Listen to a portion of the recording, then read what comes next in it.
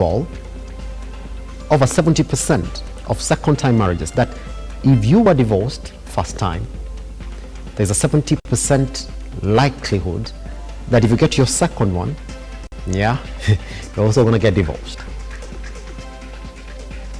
Oof. Okay, doesn't stop there. So we continue with the numbers. That 80% of all divorce proceedings are started by women. It is women, therefore, who are saying, it's not working. Yeah, it's women who are saying, it's not working. So we're going to go and start a divorce. You see this 5.5% that we're talking about as of 2022, 80% of those cases were started by women. So then, this morning, we asked the question, is love not enough? That's that 80% of divorces are started by women. So where are the men in this conversation? Why are we not saying it's not working, we as men? Why is it that it's the women who are saying, hey, it's not working? So we gotta stop this. Whew. It's a big conversation we're gonna look forward to this morning. We've got lawyers in the building who want to tell us exactly what these numbers are and what they mean. We have psychologists in the building. We have people who stand for the boy child, and also married couples who are pastors and referents. We're just going to put everything into perspective. So any question that you got, time for you then to talk to us. Let's talk about the 80%. Once we come back, the newspaper review.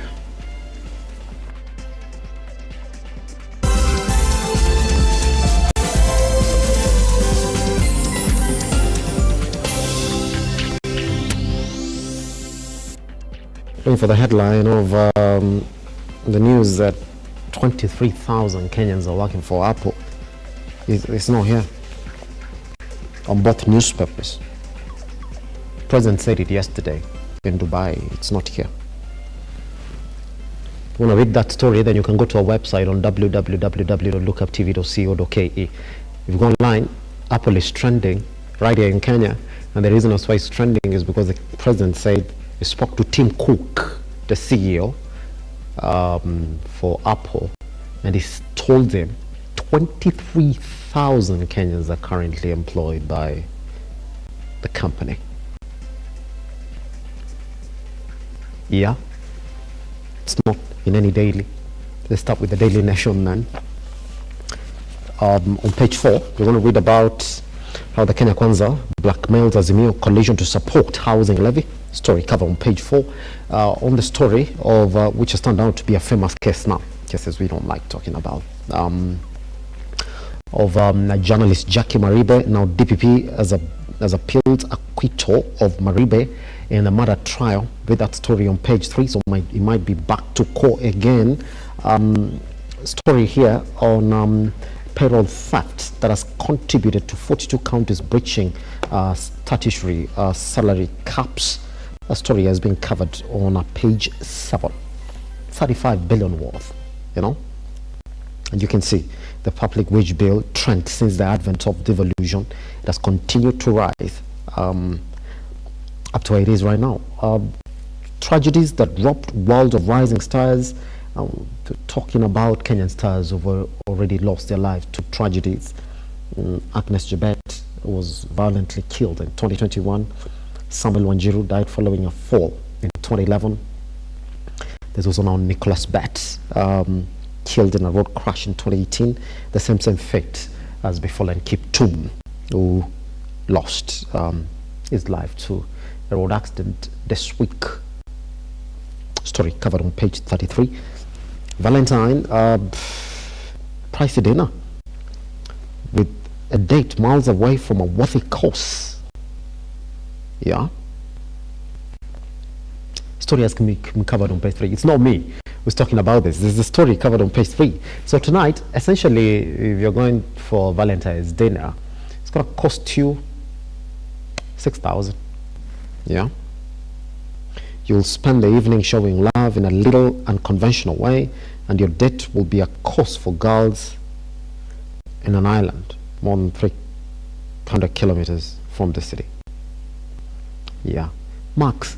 What is a max going to be? 6,000? That's the food minus the transport, because you're not going to drive there. That's it. Let's go over to the Standard.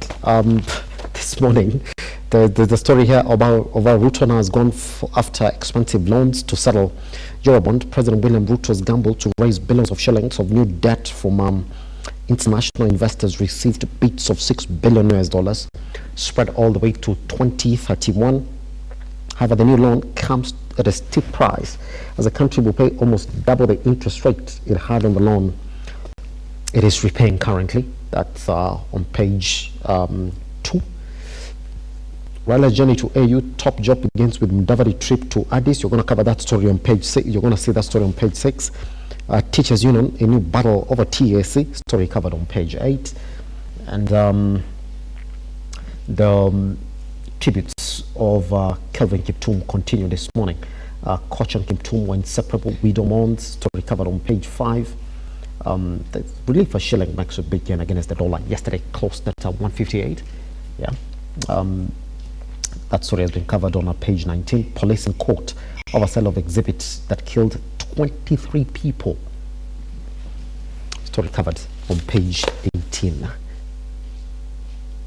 That's it. There's an update of sports. If you are just waking up right now, Man City beat Copenhagen 1-3. Real Madrid beat Leipzig 1-0 in the first leg of the round of 16. This has got nothing to do with Man United and Chelsea and Liverpool. Those are small clubs. We're only talking about the big boys who are playing in the Champions League. As on the Business Daily, just before we take a tiny breather, we're going to read about how Kenya is paying dearly to avoid 316 billion euro bond defaults. That's the same story that has been covered on the Standard Business. And it has offered 9.75% to new Eurobond investors. Let's beat Benin and Cote d'Ivoire's bonds. That's it. We take a tiny breather. Once we come back, I'll be taking you straight to our newsroom, where we get to see some of the biggest stories that you are waking up to this morning. Good morning.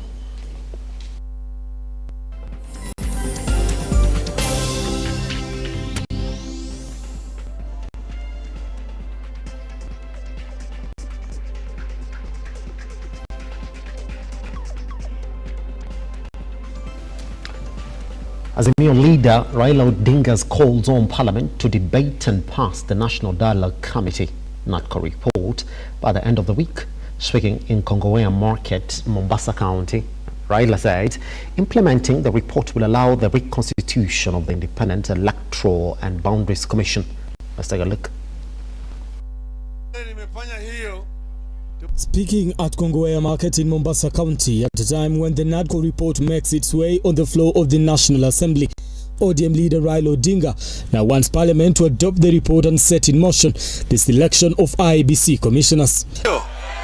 Tunazungumza na wao, tuliweka timu pale kiongozwa na Kalonzo Musyoka. Wameongea mpaka wakatoa ripoti. Leo hii ambayo ni Jumanne tarehe 13, hiyo ripoti inafikishwa katika bunge. Bunge inafunguliwa leo na ile ripoti inawekwa katika meza huko. Nataka hiyo ripoti ipitishwe wiki hii. Baadaye tuanze harakati ya kuteua tume ya uchaguzi. Ile Chebukati alale kabisa.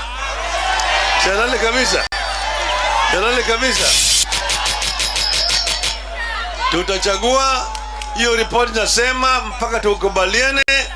Mimi na RUTO tukubaliane nani atakuwa mwenyekiti na kina nani watakuwa wanachama wa chama cha IEBC, ili tuwachane sarakasi ya bwana Chebushetha. The former Prime Minister says the report also recommends that elected leaders ditching their political parties should go back to the ballot, throwing in limbo leaders elected under the ODM party and have since sworn allegiance to the UDA party. Pili, hiyo ripoti inasema ya kwamba kama wewe ulichaguliwa kwa chama cha ODM, wewe ni MCA, wewe ni MP, wewe ni women rep, wewe ni senator, wewe ni governor, uko na kandarasi ya miaka 5. Baki ndani ya chama chako. On the issue of respecting political parties, Odinga says the adoption of the report will see the ruling coalition stay off azimio constituent parties. Tafadhali waja ngoma. Hiyo report imesema ati wale hao watu wa Kenya Kwanza waachane na vyama vya Azimio, waachane na Jubilee, waachane na Wiper na ODM na Kenya na DAP hata na PA. The National Assembly resumed sittings today with the top agenda being the NADCO report. The report, which was released last year by the Ichung'wah Musyoka-led committee, seeks to have the office of the Leader of Opposition, office of the Prime Cabinet Secretary enshrined in law, reconstitution of the IEBC, respect of political parties and the reduction in the cost of living, a subject that the two factions failed to agree on, with Odinga calling out the government for the rise in the cost of living. Tukate miti. Sasa sisi tulisema ati tunataka hii mambo ya ushuru ipunguzwe, gharama ya maisha irudi chini. Ushuru walipoweka kwenye petroli kutoka 8% ikaenda 10%, na kila kitu yote ikapanda bei. Sasa bei ya chakula iko juu, ama sivyo? Brian Amwai, Lookuptv, Nairobi. ESCC is on a hunt for more than 2,000 government employees who have forged academic certificates, responding to the PASC report, which put Energy and Interior Ministries at the top of the list. ESCC Chair Bishop David Oginde and CEO Twalib Barak have assured that the culprits will be apprehended. Look at 20E. As ESCC rushes in to hunt down public servants with fake certificates, 2,000 people are now on spot, as some are alleged to resign promptly to avoid arrest. ESCC Chair David Odinge, CEO Twalib Barak, as well as Director of Criminal Investigation Mohammed Amin, in briefing today warned that legal action will be taken for every person who used fake certificates to acquire job and promotions. The Commission further directed all authorized officers in public institutions to undertake an audit of academic and professional certificates of all officers employed in the last 10 years, dismiss from service in accordance with the provisions of Public Service Commission Act 2017. According to the report that was issued by PAC, about 2,000 public servants using fake certificates to acquire positions, with Kenyatta Hospital leading with high number of fake certificates. Chairman of Public Service Commission Anthony Mushiri has indicated that legal action has been taken. Reports so far received reveal that substantial cases of forged academic and professional certificates have been used for the award of appointments, promotions, or resignation in the public service. Most ministries, departments, and agencies with verified cases of forged or fraudulently obtained certificates have instituted disciplinary action. Following the report, at least 331 institutions have been targeted in the investigations, in which 52 are ministries and agencies. CEO Twalib Barak has urged related ministries to cooperate with the DCI in conducting further investigations. So we believe that all agencies that are concerned, we can work together to ensure that this digitization creates a central database where any employer, whether in public or in private, can quickly access and authenticate that document which you are presenting to them, and therefore give legitimate people legitimate jobs, promotions, and any benefits that accrue from possessing any academic certificate. Shamila Baraza, Lookuptv.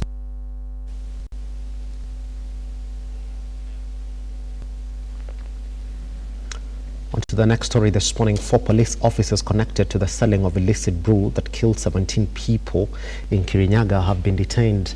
The officers were believed to have sold the brew, which had been stored as an exhibit at Kiamasiri police station were arrested and arraigned in Baricho law courts yesterday. Senior Principal Magistrate Stephen Nyaga has allowed the police to detain them at Kerugoya police station until March 7th to enable those complete investigations.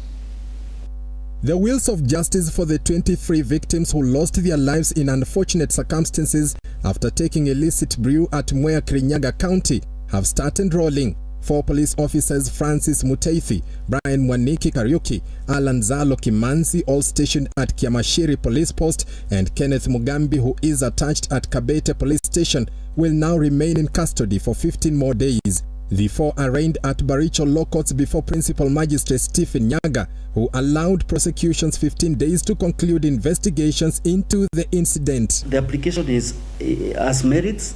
It's a matter of public interest. The allegation is heavy. A lot needs to be done to crack on whatever transpired to lead to the deaths at Kangai. Therefore, the application is allowed. Respondents shall be detained for the 15 requested days at Kirugoya Police Station. The 4 police officers are facing murder charges in addition to illegal release of exhibit in a different ongoing case. It is said the 4 released the ill-fated killer brew from Kiamashiri Police Station, where it was kept since the year 2021 as exhibit for an active case before the court. They will have to explain the circumstances under which the brew and procedurally found its way in the market, leading to the death of 23 revelers, with scores going blind. They should be accorded humane treatment while in custody, noting the health concerns by the 4 respondents, and in addition noting that they are supposed to be presumed innocent as we speak. The owner of the popular bar California, where the victims consumed the illicit brew, John Mreithi, was also arraigned at Baricho Law Courts, where he denied the charges leveled against him. Principal Magistrate Stephen Nyaga has directed the 4 police officers and the California bar owner to appear before the court on March 7th, when their case will be mentioned. Henry Tendanyula, Lookuptv. Now, as messages of condolences continue to stream in for the family of fallen world record holder Kelvin Kiptum, Asanath Cheriot, Kiptum's widow, painfully recounts moments before his death, praising him for his unwavering humility despite his stardom. Alikuwa tu mtu humble, hata baada ya kupata umaarufu huwezi jua hata ni mtu humble. Alikuwa humble sana na alikuwa anapenda kila mtu. He was loving, friendly, na alikuwa anapenda watoto wake sana. Hata saa hii nashindwa nitaanza aje, nitawaambia aje. Kiptum was very disciplined guy and he's a very humble guy. Since I met him, I never see him any bad thing in him. He's a very humble guy. And tumekane, tumeishi na yeye, tulishi tendo kakuja Kaptagat. He's a very good guy. Alikuwa a very good guy. Upcoming races yake tulikuwa na hopes kubwa sana kwa sababu alikuwa ametupromise 159 possible for him. He tell us kwa sababu ile shape yake alikuwa naye akimbianga world record. Leo alikuwa shape kushinda last time. We watch him training, we push him training, so we accept a lot of things in him today. But he already left us, but tunashukuru Mungu kwa hiyo. Kevin alikuwa mtu ambaye mtulivu, anajua kukaa na watu, anajua kuishi na watu, na pia wakati tuko soezini ni mtu ambaye anasikiza. Ukiambia Kevin iko hivi, anasikiza. Kevin iko hivi, anafanya. Sio mtu ambaye anaweza sikiza na kuwa mkaidi. Hapana, Kevin amekuwa akiwa mtu akiongoza timu vizuri sana. Marakwet West legislator Timothy Toroitich has called upon the government to initiate thorough investigations into the tragic passing of the renowned athlete Kelvin Kiptum. Toroitich has further urged investigative agencies to leave no stone unturned in a bid to unravel what really transpired, emphasizing the need for a comprehensive investigation to bring closure to the unfortunate incident and put an end to any speculation surrounding the circumstances that led to the death of the marathon champion.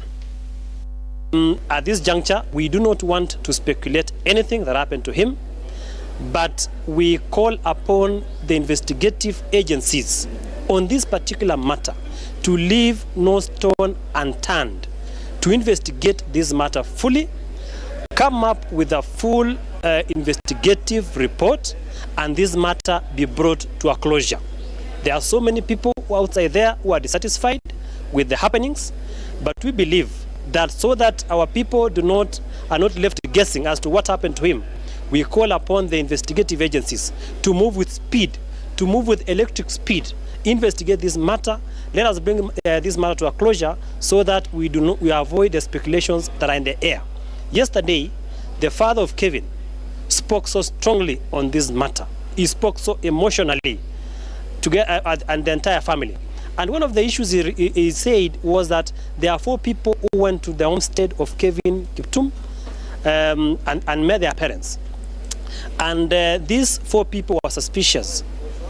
Those are critical issues that were raised by the parents of the deceased. And we would wish that the DCI takes it up so that we know who those people are and whether there was malice in the accident that claimed the life of this world-renowned athlete. Narok County Commissioner KIAGE Lotiatia has told off those spreading fake news on alleged new wave of skirmishes in Transmara South and West sub-counties. According to KIAGE, there was a disagreement last week among rival youth groups. However, the situation was resolved with the officers patrolling the vast Transmara region to ensure peace prevails.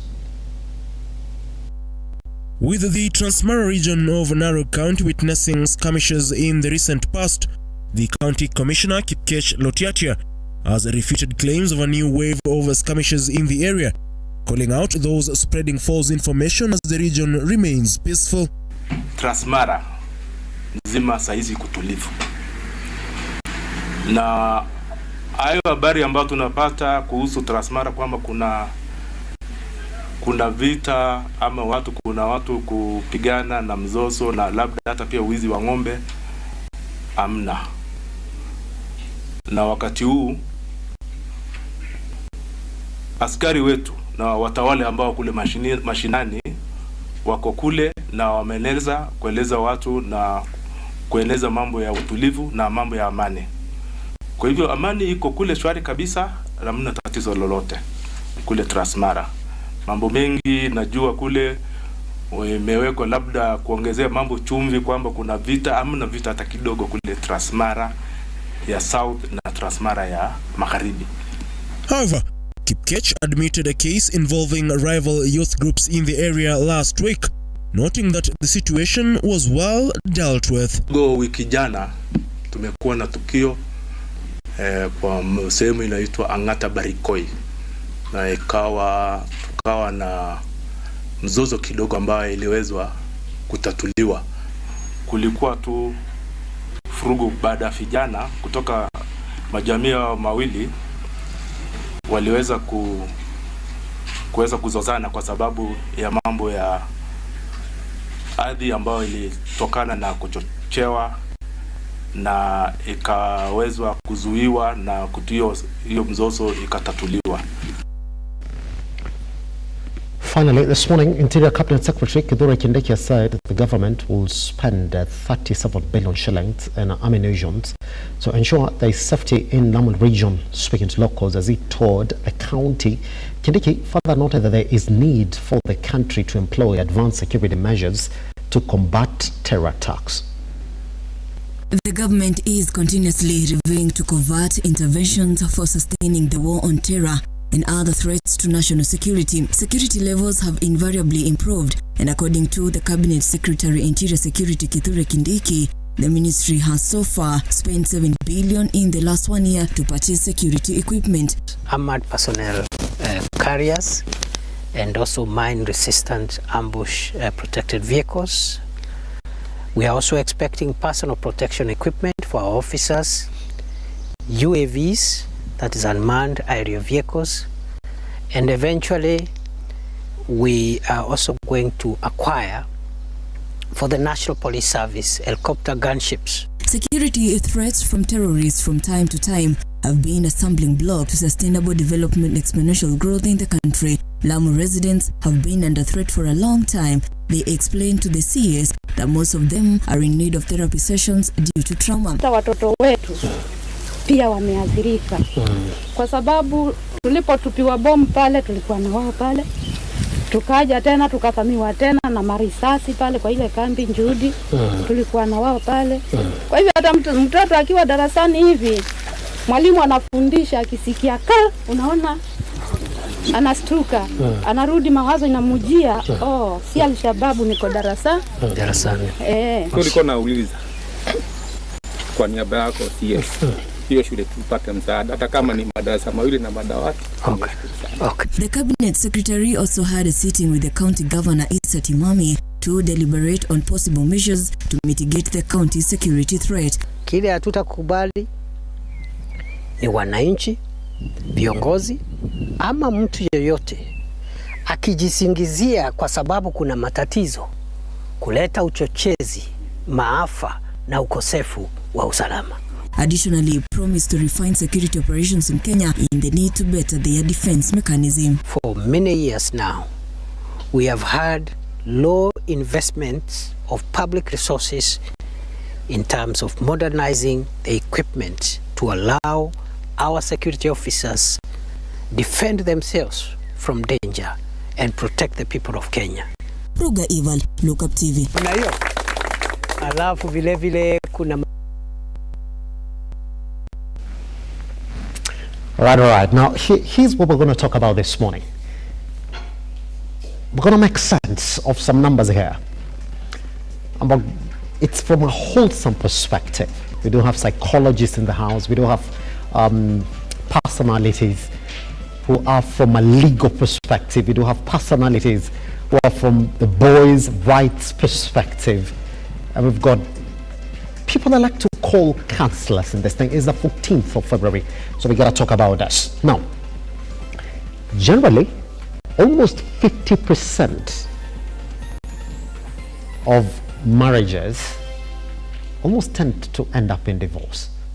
It's a stat that is just looking at you. Now, again, when you turn it around, you'll be told that in Kenya, that number is steadily rising. Now, let's go back to 2009. A KIAGE report did indicate that we were just at around 5.5% of divorces in the country. But currently, as it is then, it has risen all the way to 2022, where we're saying that 16% of families, currently as it is, in that 2022 KIAGE report, are single parenthood families, where you find it's only the mom or the dad who are leading these families. Meaning that if you're going to be asked then about the divorce rate in the country, you might as well assume that is at 16%, all the way from 5.5% in 2009. But then there is an interesting number that cuts across that. So when you're asking, so who's this who's divorcing?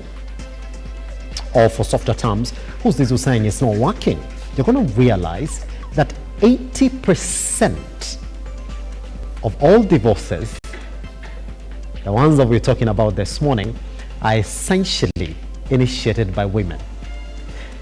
So it is women who are saying, it's not working.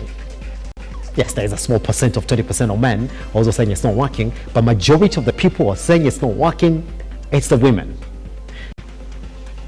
So I want to ask a question that we're going to talk about for the entire of our session this morning.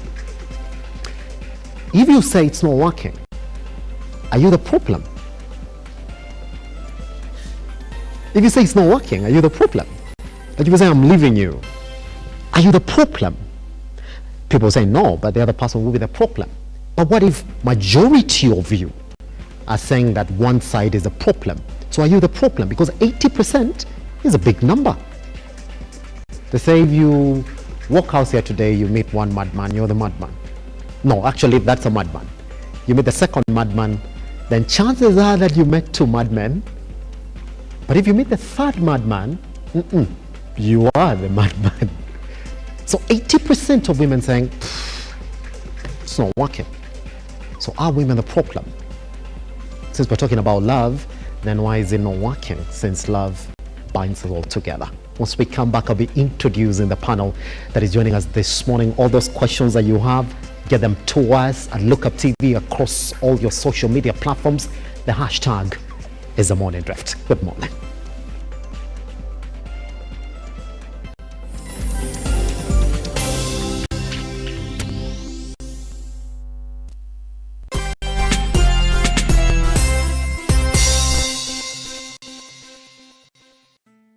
Once again, tuko hapa Angel Center for Abandoned Kids, all because of you. My name is Catherine Wanjiru. I am the admin, Angel Center for Abandoned Children. Our founder is Wamaitha Mwangi. We currently have 64 children, 32 going to school, and among those 32, 2 are special children, and we are left at the home with 32. Now the toddlers and the infants. To the RUTO Foundation, thank you so much for remembering us. Guys, we lack words. We lack words. Amazing. We don't know what to say. Thank you for remembering us. You made a promise and you have delivered. And may God bless you. To my fellow Kenyans, as usual, cheza loto, sio ndoto. Angel Center tumeshinda loto. Every time you play Lotto, 25% goes to the RUTO Foundation, which supports our fellow Kenyans through various causes. Thank you for your help. Together, we are changing lives.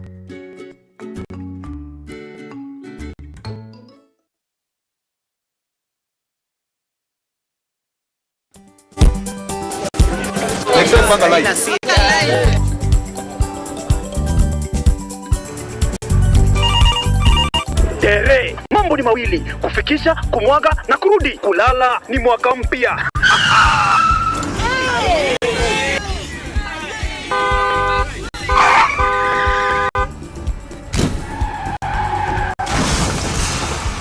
Bua muka we mse.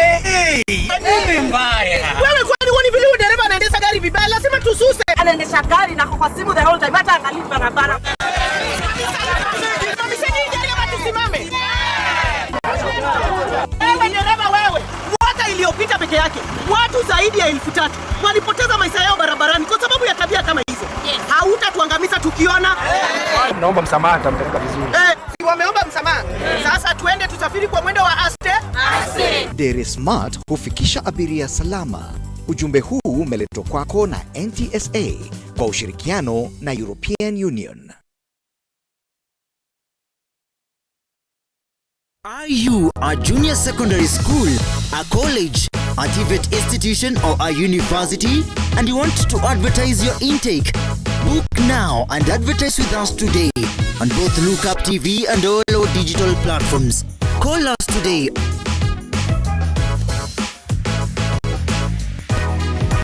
Or email us on sales@lookuptv.co.ke.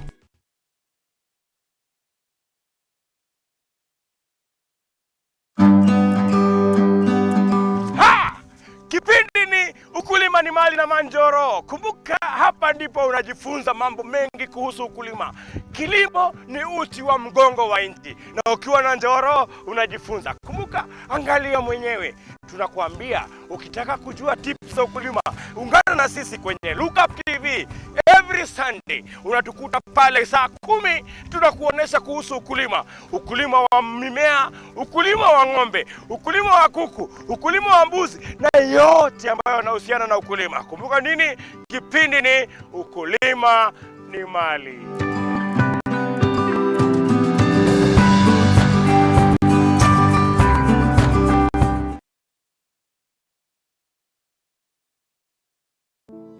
Save a Life is a non-profit organization that has taken the front line in transforming lives in the entire country. So far, we have transformed the life of over 100,000 people through our programs, which include medical support, youth empowerment, street family program, feeding program, and climate change. Join us today as we transform lives. As we always say, service to humanity is service to God. Save a life, transforming lives.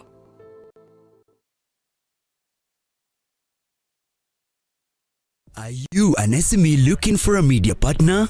Look no more, as Lookuptv got you covered for all your visibility and marketing needs. We at Lookuptv understand your business needs and want to work with you on your marketing journey, giving you solutions that will take you to the next level. Call us today on 0707 572 358 or send an email to sales@lookuptv.co.ke and kickstart this amazing journey. Welcome to Lookuptv, your official SME media partner.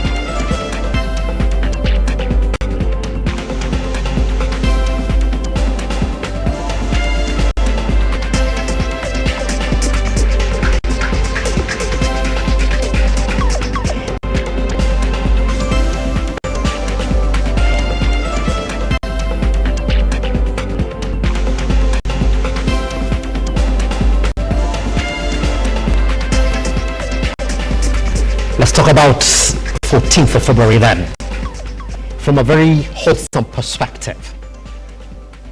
So again, I'll go back to the numbers that I gave to you so that you know exactly what it is that we're talking about this morning. There is a lacking aspect in our research here in the country in the number of divorces that we do have. But from the ones that are recorded, and the proceedings are essentially into court, because those are the official figures, then you will know exactly where we are.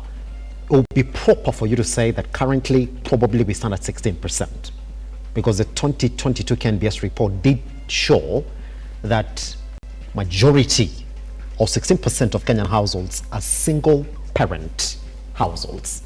The father is not there, or the mom is essentially not there.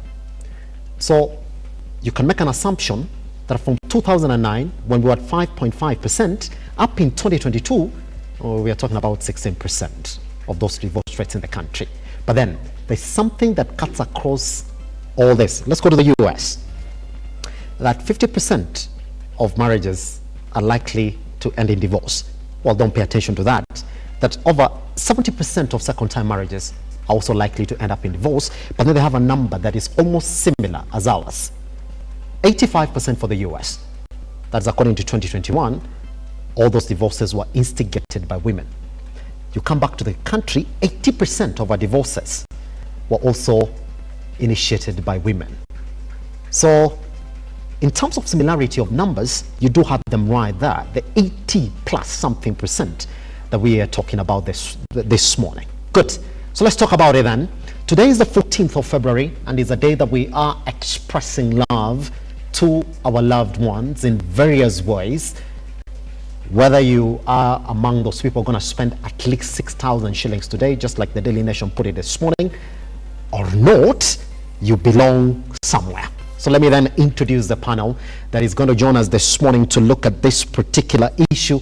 I will start with the latest panel that we had right here in our studio. That was last week on Friday, when they were talking about repositioning the male man. In fact, in that book, they spoke about some of the reasons as to why love essentially doesn't work. It's because the male man has not been repositioned. At this point, then, let me introduce Dr. Rosemary Cannon and Reverend. How are you doing, Rosemary? Very well, thank you for happy to have you around. Thank you so much. much. All right. Also next to him is Reverend Engineer Sospita. How are you doing, sir? Quite well. Happy to have you around. Good.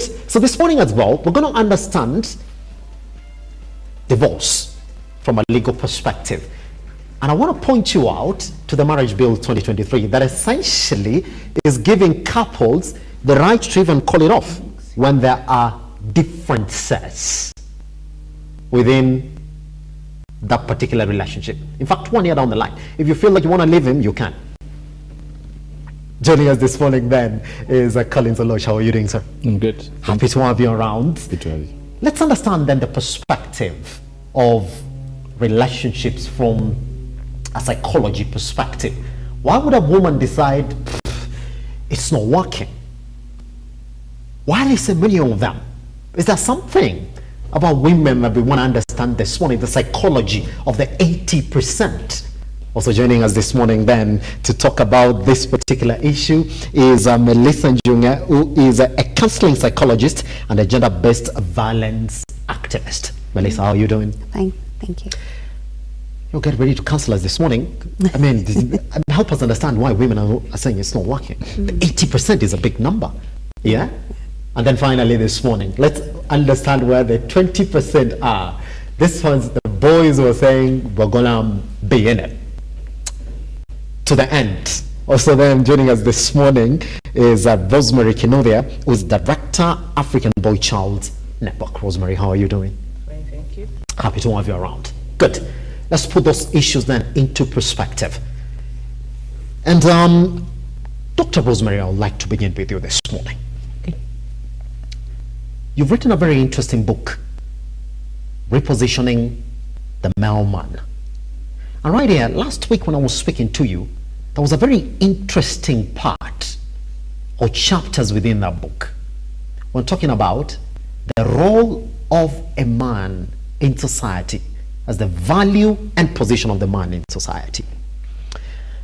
Let's put this number into perspective. 80% of women in these divorce cases we're talking about are the ones who are saying it is not working. It's the women who are saying no, it is not working. When you look at that issue, because I think you highlighted those issues correctly when we were speaking last week, where does the blame go? Do we look at the 80%, Dr. Rosemary, and say maybe the man is the issue in this particular conversation? Or do we look at the 20% and say maybe the woman is the issue? Thank you. Thank you for the invite this morning. I think it is difficult to just put the blame to either of them. Yes. Because the factors behind any one of the difficult marriage situations, yes, could be either of them. And there are many factors. And generally, in a marriage, and I think that also speaks to my other book, yes, Resolving Marital Conflict, which talks about managing the gridlock conflicts in marriages. There are gridlocks. There are specifics that we must consistently remember. Male and female are not the same. They are different. We are different, and elaborately different, biologically, physically, emotionally, and therefore our perspectives about life and issues that we are addressing at any one given time will need the input of both at given levels and entries. So basically, for the man. And that is evident from what we talked about last week, yes, is that the man does have a very peculiar position.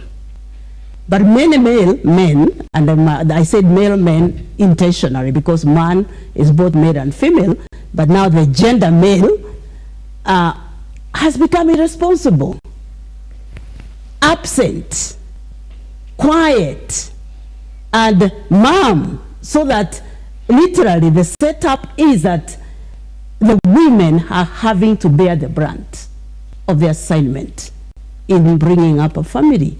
And it sometimes reaches a point they ask themselves, so what's the use? What's the use of having the man who doesn't speak, who doesn't give direction, who literally is absent, or just abandoned their responsibility?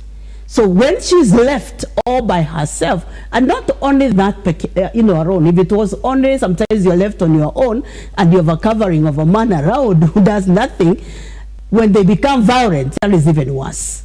Because we do have incidents of very many men, they are irresponsible, they are absent, they are silent, and they are violent. So that complicates, that's why I say there are many factors that manifest in a relationship that is becoming untenable. Yes. Yes. I'll be coming back to you on that, because the question is still going to be, even as we talk about a relationship, because when I look at both sides, these men are not coming out of it. These men are still there. They're not the one who's saying it's not working. I'm going to come and figure that because they're comfortable. They're comfortable. You see, so long as you are irresponsible and you're quiet, you're okay. Is that going to be? So long as you come, you're just surviving. Yes. But the struggle is left to one. You know what I'm going to question about is because last Friday when we were talking about this particular issue, we got to that point where you're talking about sometimes it's 70-30, 80-10 in terms of the deeds in a relationship. Well, we got to the place where we're talking, it's not about what you're doing, it's the position of a man in that family. True. That is what is getting challenged now. Let me go to Reverend Engineer Sospita. How are you doing, sir? Let me say hi to you as well. Good. Yes, quite well. Why are the women saying it's not working? The men are not saying it. We gotta look at it from that perspective. Last week, you and I found the role of a man in a family. What you're saying, it's not about the deeds, that you gotta respect that position. Is that what is not getting respected here? Yes, last week we said it's not about doing, yes, about being. About being. And now this being, we have to go back to the beginning. The problem is that people have taken marriage on their own terms. Yet the one who started marriage has got, has spelled it out. Yes. Last week we talked about Genesis chapter 1, chapter 2, chapter 3, and Ephesians chapter 5 and chapter 6. And that is God's way, how a marriage should go. Yes. But then man has taken it his own way, culturally, in his own way, the way he thinks marriage should be. And when you keep God out and you try to go alone in this marriage, then you realize this is an institution that had been created by God, yes, and has got a particular way of operations, but now man is trying to operate it in his own way, in his own strength, in his own intellect, and that's why it seems not to be working. Yes. In many places. Does it? For litigating court on this website, they're doing it your own way. Does it? I think that's the issue. Proper introduction. I'll be coming back to you. There's so many questions, especially from that chapter for the role of a man in a family. We went through that with you last week. I'll be coming back to you on that. Collins, yes. You know what I found out yesterday when we were doing the research about why these divorces might be on the rise? We looked about how even the Marriage Act in Kenya has sort of morphed up to where we are in 2023.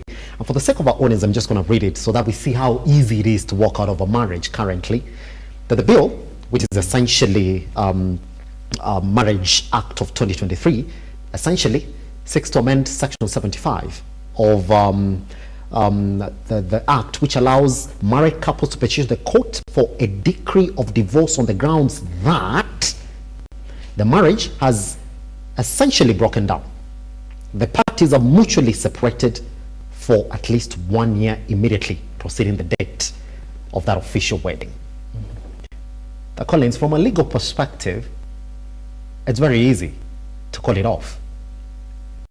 I don't think so. One, allow me to start by saying, yes, I'm sitting in the midst of eminent persons, so I don't have capacity to talk about marriages and relationships, but I'm going to talk about it from a legal perspective. When I opened my law firm 3 years ago, my first case was a divorce case, and I was acting for the respondent, so I was defending the man. Rosemary is clapping. That's why.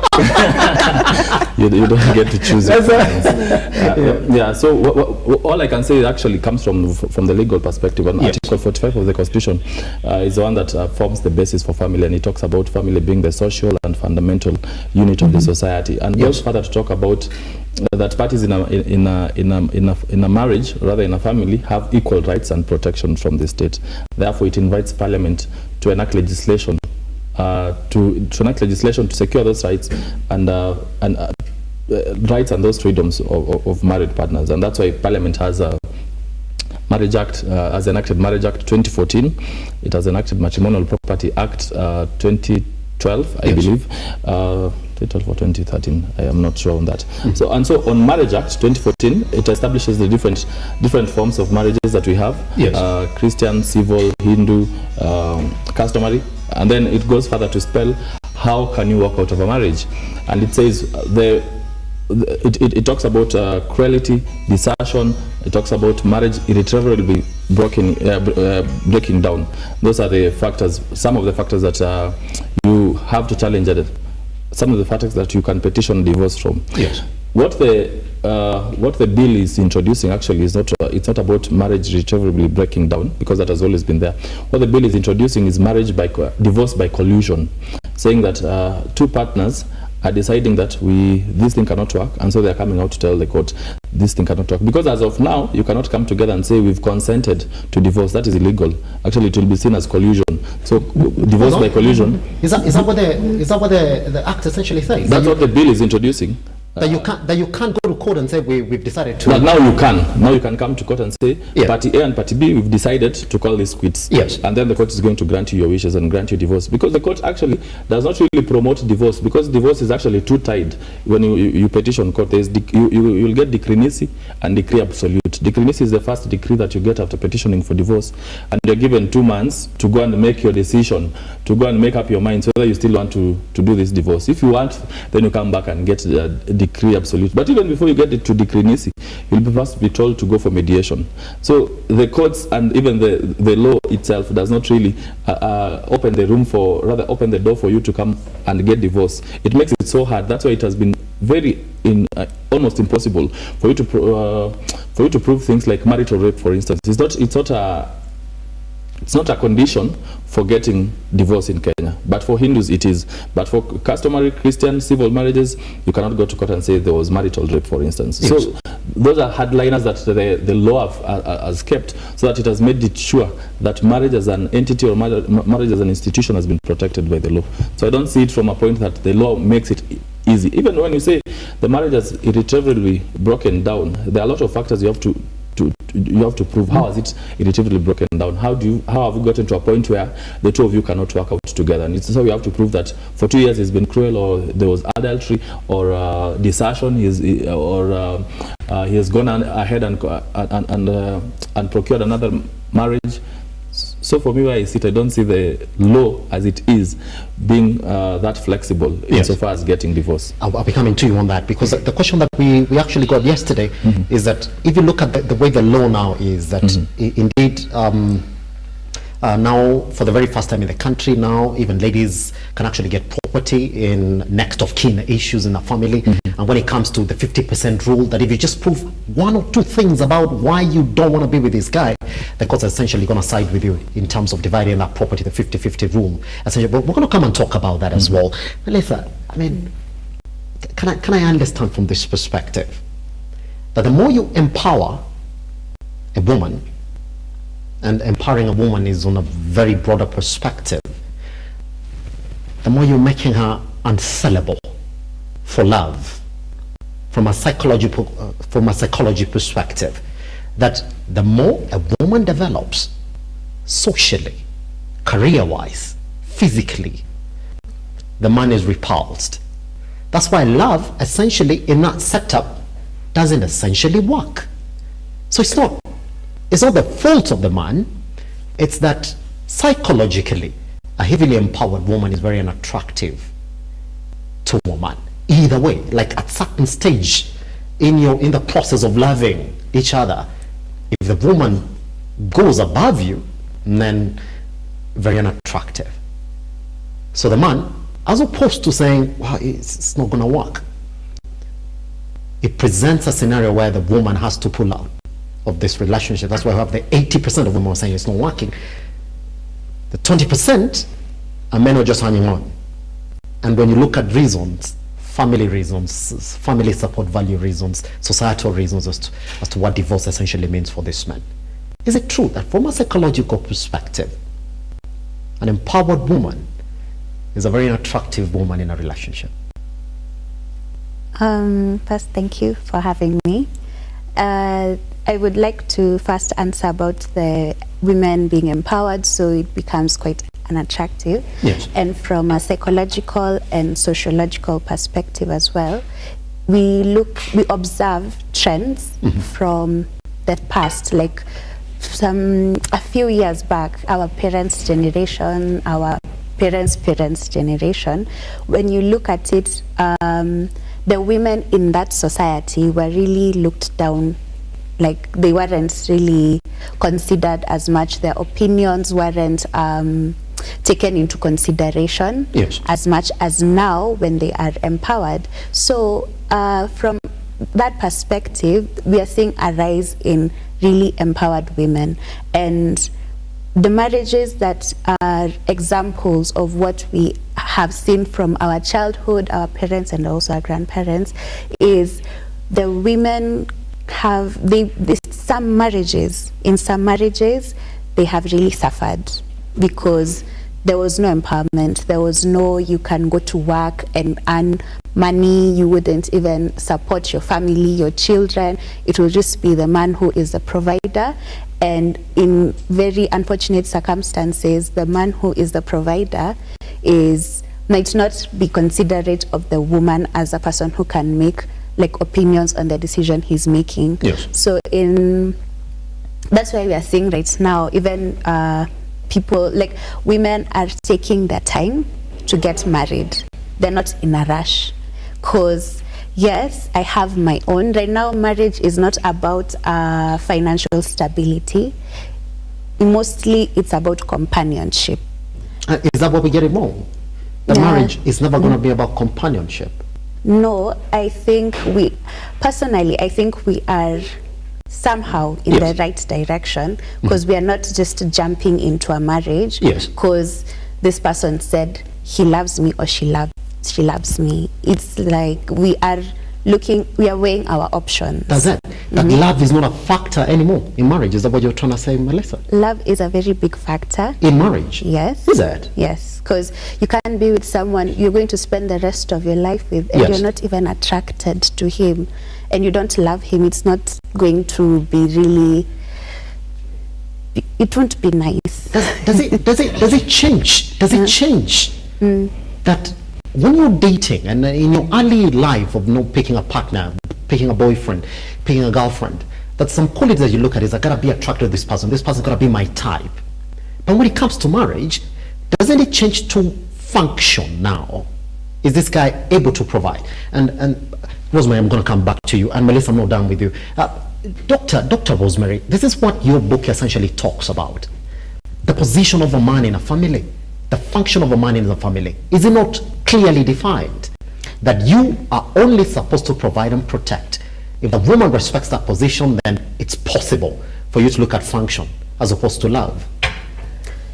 I think the address is specifically on the being of each of them, the being of the man and the being of the woman, but we must differentiate between tasks that are carried out in a marriage and the being of the individual. Because when we talked about the being of the individual, we said the man has a cut out position that God created him to be the lead or the leader of the family. Of that family, to be the priest of that family, to be the prophet of that family. And the woman comes in as a helper in that marital relationship.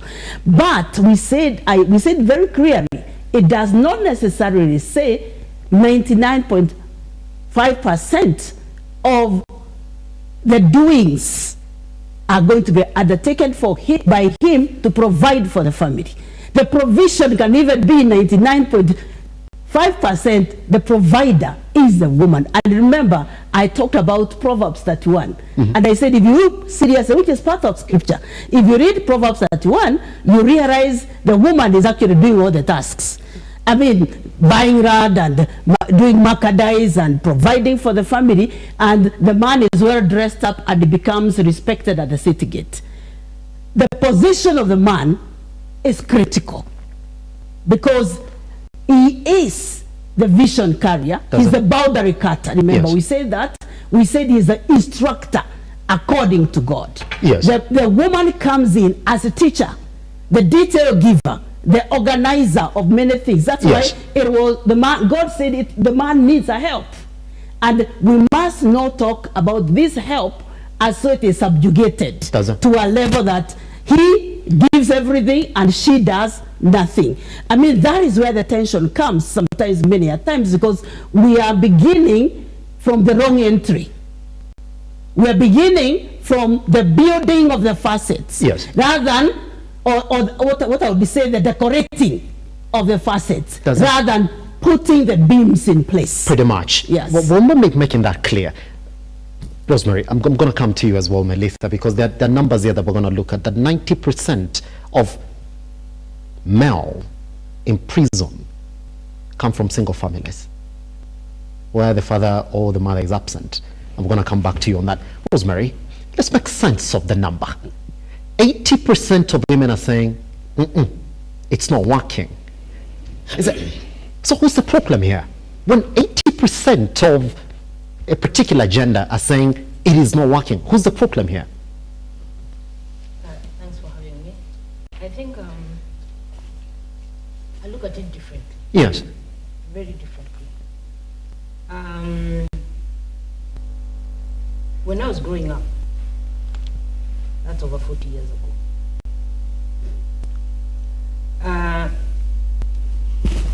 my brothers had a very good relation with my dad, the uncles, the men around. So whenever there was a goat, it's called a slaughtering, it was a must. It was not even a request that you needed to show up and sit. So as the men slaughter, you're there. You know what is supposed to be eaten by you, and you're this small, you know. And as they were growing up, there was a certain level of responsibility, and they took it very seriously. And the reason why they took it that seriously is because from a young age, they were affirmed. They were given the support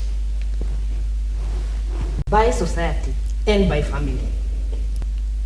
So as they became young adults, they knew that my role is this as a man. They owned their position. Having said that, when you come today, I was doing a mentorship for boys, young male adults at PC Kinyanjui Technical. Yes. Last week on Friday. We're about 50. That's between ages of 19 to 28. And I asked how many have access to their fathers, uncles, or male mentors. Out of 53, said they had.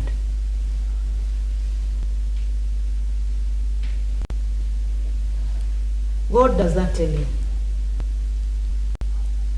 It tells you something, that we are not being real, we are not being truthful. And that is where we are getting from bad to worse. And very soon it will be from worse to worst. Why? As women, we are so much out there telling society, break barriers. Break societal barriers. Yes. A woman can do. Does it? A woman can do. What a man can do. What a man can do, a woman can do better. But we have refused to tell men break the barriers. that if I get an opportunity, just like you can today, I still want you to do your cultural or societal or traditional role, regardless of how the dynamics have changed. It is human, you will refuse. And I tell men, resist. Refuse. Equal investment should be equal to responsibilities that you take. If I invest in you, there is something that I would expect from you. But if I do not invest in you, I have no business expecting anything from you. And that is the crisis we have of the male in this society. We have stuck them 20, 30, 40 years ago. Your role was provision, offer security. But are we investing in them to be able to do that? Zero. Are you saying that the role of the modern woman is now changing because there's been a lot of investment in her? As guys are changing, I can do anything. I can buy my own car. I can buy my own land. I can build a flat. Yeah. But I still go home, even when my husband does not have finances, I still go to Facebook and yap, I have a lazy man in the house. Men have taken care of families since the beginning of time. Why is it different now? Because you've refused to invest in them. And you still expect them to do what they were supposed to do. To do the traditional role. Exactly. And that is why it's not working. Is that why that they're brought up knowing that this is exactly what I'm supposed to do? So getting out of these marriages is a bit harder for them. That's why it's the women who are bold enough to say it's not working. And remember, look at it this way. And that is why I said, at times we need to be truthful and try to change. Because it's common sense. When I expand a little bit, the clothes that I wear might not fit. So what do I do to get a little bit bigger to fit? The world has changed. We need to also change. We can't decide the male sticks to 100 years ago and the female keep changing. Those things won't work. And you Google the top richest women we have, top notch, are rich not because they worked for it. It was divorce. Today, the topic for today was, is love enough? Love doesn't exist in the modern society. And that is why we are telling our daughters, can you, ana nini, anafanya kazi gani, atafanya nini, dowry itakuja pesa ngapi? You see on social media, I'm worth 3-4 million dowry. If you can't afford 4 million, is that love? It doesn't exist, let us be honest. Is that what it is? Because Dr. Rosemary, sorry, I'll be coming to you as Amen. well on this one. I'll be coming to you on this one. Engineer, but just get ready to tackle this issue. And you call and say there's now an area that you have to also start getting into it. We are dissecting this thing called love. You know, right here, you're sitting with a couple that has been together for their entirety. Exactly. Let me be blunt and say, did you start from the basis of love? Engineer. Do you start from the basis of love? Because what Rosemary is saying, that the role of the man has not changed from time immemorial. Provide, protect, provide, protect, provide, protect. But for women, it's changing. Now women are getting told, yeah, you can also provide, you can also protect, you can also go to school, you can also fly a plane, you can also do all this. But then the man is still the same. Provide, protect. It's not changed. Did you start from the basis of love, or is that you started from a function that I'm supposed to marry, and so I'm going to provide and protect for her? It was the basis of love, and let me amuse the listeners here. Yes. That it was the basis of love, but for the first 2 years, when I tried to befriend her, she literally refused and told me not even to come and not to look for her, not to look for her in time. Why did she refuse for the first 2 years? Because she was born again, I was not born again. Yes. And so as a Christian, she said, no, I can't befriend somebody who is not a Christian, yes. Who is not born again. Okay, I was born as a Christian, in a Christian family. So it was love, but based. Then when it started working, yes, the last 2 years again, because we got in for over 4 years, yes, it was after I got born again, not through a coercion from her, through other circumstances. I got born again, and then we started a fellowship with her as a brother and sister in the Lord. that means now love was still there. Yes. But now we had a common board that we are now serious born again Christians. Pretty and much. It worked. I hear you speak about, that's why my question comes in then, that majority of relationships nowadays have no basis. It's just the basis of, she's my type. She likes the things that I like. Like there's no Christian background. There's no reference. The reference engineer is, like they say, we make our own rules as we go by. Is that why majority of them fail? Yeah, I think so. As I said earlier when you asked me, it's because we have relegated God on the wayside and Yes. we are doing it our own way. Doesn't. With the modernity, with the modern circumstances. Yes. If you keep God away, yet he is the architect of marriage, then it's not going to work the way God wanted it to work. Pretty much. Yes. Dr. Rosemary, that's where the question then comes in. In that book for repositioning the male man, you spoke about deeds. Like sometimes it's 90-10. Sometimes it's 20-80. Sometimes it's 50-50. Sometimes, in some scenarios, it's 100-0. But then, Dr. Rosemary, is that what majority of modern couples do not get? And I'll tell you where the problem is. We're talking about repositioning the male man, identifying the male man as a leader. A leader provides, a leader leads in all those aspects. But you see, the modern woman is being told, if he's going to be a leader, he's got to provide, he's got to protect, he's got to have social capital. But you come in from the perspective of, no, you just got to respect the fact that he's a man. Sometimes you can provide, but that position really doesn't change.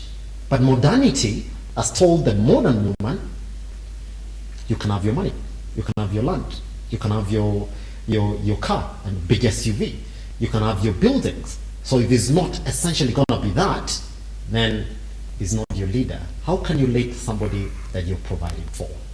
How do we entrench that? Like, how do I still remain up here as the leader when I'm giving 10%? I think where we will get it wrong and sustain our path on retrogression is when we say certain statements of majority, most, the reality, whereas the truth is you're giving us percentages of 16% of our divorces and households that are led by women. So why are we not talking about 84% of those ones in yes, both mom and because dad we must draw a balance. Yes. The reason why actually we're even surviving as a country is because there are marriages that are working. Let me tell you the truth. Because family is the smallest unit of society. Family is the smallest unit of any faith community, be it Christian, be it Hindu, be it Muslim. That is where stability and harmony is found. That sustains a nation, that holds the fabric of a society. So yes, we have a problem. Yes, there are issues that need to be addressed. But we must be very careful. We do not overemphasize what is falling apart and completely ignore the models that are already in place for us to run from. But let me also go further and say, look at the very formation of society of our children, basically, when we are saying the formation of our children. Go to kindergarten parent meeting. Whom do you find? 99% is women going for the PTA meeting for their children. Right from kindergarten. Who are the teachers? It is women. Go through the lower primary, the same is repeated. Go upper primary, the same is repeated. It even gets worse. Yes. When we're even getting a little higher, I do a lot of ministry in the universities, and you sit with the university leaders, whether it is the faith leaders, and they tell you, as you're speaking to them and telling them about self-affirmation, and they say, I have no father figure. I have no model to emulate. So we must ask ourselves, and that is why I agree with Rosemary, my namesake. Yes. Maybe 80%, but 20% disagree. Yes. That you know, that we totally almost like have to say the women have almost totally taken it up, and the men now need to be almost like we have to be merciful to them. Yes. Now the question is, when we say the boy child has been abandoned, the boy child is not being ministered to and being helped. Who has abandoned the boy child? Because you're already giving us the 16% of the women-led households. Does it? So the woman is present, because the woman is present with children Yes. who are boys and girls. Is it also okay then to say Yes. that So it's what because of is- the 80%, it's this woman who said it's not working with the guy? No, the problem is in both. The problem is in both. Isn't we it- are having a problem with the absence. Yes. Where now the divorce has already happened is the 16%. Yes. But we are also having a problem in the 84%. Is it okay? The men Yes. are still silent. Does it- The men are not being vocal enough to enable the male species, because they are not modeling the leadership. Yes. And they're bringing forth the voice that needs to be heard by the boy child, so that this boy child is built. Not just masculinity, but you even look at them physically, you will see they are tilting to ones looking like women. Which means there's a lot of influence of the female man in their lives. Not that we don't have the male man, but the male man is like ni shauri yako business. I am minding my own troubles, my own difficulties, and yet I'm not standing the portrait Yes. of being the model Does it? and the example to be captured by the rest of the folk that will help the society to hold the fabric together. Pretty much. By the way, there's a chapter in that book of Reposition of the Male Man when they talk about that the problem in majority of families is because the man just decides to become silent. You know there's a problem, instead of taking that leadership, you let it go. Collins. Yes. I was told to ask you this question. Since we're talking, it's about Valentine's and we're talking about love, and we have numbers there of women saying it's not working. If you look at these numbers, then if you find yourself in court and your woman has taken you there, it's upon you to prove that you still love this woman. Can you prove love in a court? Collins, what is the law? How does the law look at it? Like, I love this woman. Actually, when you talk about how to get a divorce or how to procure a divorce, Yes. and the things that you have to prove when you're petitioning, Yes. there's never a point that you have to prove love, because you can't prove love. You talk about desertion, and when you're talking about desertion, you'll be asked, when's the last time this man was there? And now you can prove we've been living alone for 2 years, for instance. You talk about cruelty, you have to prove and bring, for instance, P3 and say this man has been cruel in this manner, mentally, physically, this is how I've been abused. You talk about that. When you talk about adultery, that's when now it gets juicy, because you have to prove there have been adulterers with who. Yes. And so even in that petition, you have to have the second respondent in that petition has to be the person you're accusing of adultery together. And then you have to prove evidence of how adulterous the man has been.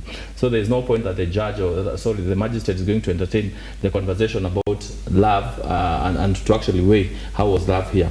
You are to ask me about the issue of country of distribution of property. Because, that's it. Because Yes. Ross talked about it. Yes. And I started by saying Article 45 of the Constitution talks about equal parties in a marriage insofar as their rights are concerned, and therefore it invites Parliament to enact legislation, and legislation that has been enacted is Matrimonial Property Act. Matrimonial Property Act therefore talks about contribution in Section 2, and that's where it gets juicy, because contribution is not just monetary, there is non-monetary contribution, and non-monetary contribution is things to do with household care, parental love, moral support as well. Moral support. How do you the things that you can't quantify, isn't it? And now the biggest issue becomes, how do you quantify that when it comes to dissolution of a marriage? Because the law does not say 50-50, it talks about equal. And so when you look about equality, now therefore you have to take cognizance of the issue of the contribution and the non-monetary contribution. Mostly, unfortunately, non-monetary contribution has always been apportioned to the female side of the marriage. So that's why we normally have a lot of hullabaloo when it comes to dissolution of marriage.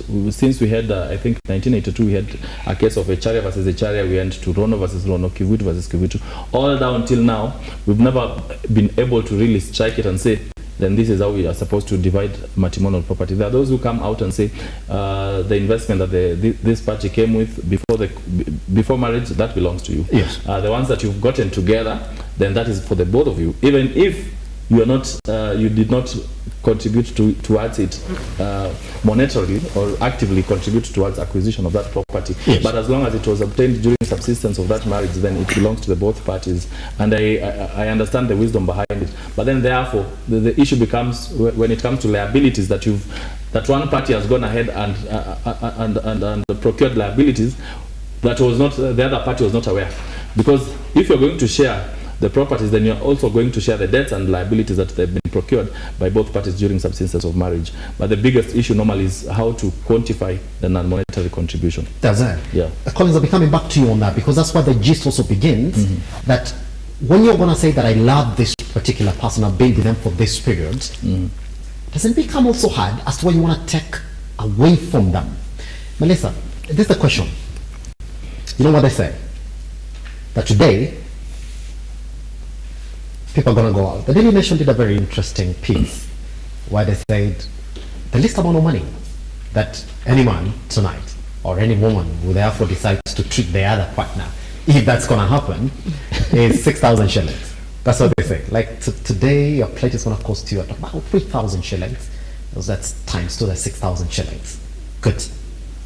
But then they continue on to say, but chances are that majority of the people are going to go out today, they might not even go to the next stage of that relationship. That the love that is going to be shown here today is a bit temporal. They decided that today is when I'm going to show you how much I love you. I'm going to treat you really, give you a present, take you out for dinner. But then they say this, that when you start to investigate this woman that is in front of you, you should go back and check out their family status. Ask them, is your dad still together with your mom? That if you realize that the dad is not together with the mom, then run. Because chances are that this woman has no, they say, has no software for understanding the position of a man in that relationship and the importance thereof. That she's been shown it's possible without the man. From a psychology perspective, what normally happens to people who grow up with single parents? Are they the ones who we're talking about here? 80% are the ones the women are saying is not working? There are various reasons why families and marriages break, and there's either it's financial, yes, or there was violence involved, or there was an affair that happened. So there's so many factors that usually happen so that people can say it's not working out, and in some situations there are children involved. Yes. And it's not all of them who turn out that way, because there are many children who have come from single parent families, both men and women. A man and a woman coming from single parent families, they come together and the marriage actually lasts. So, but we have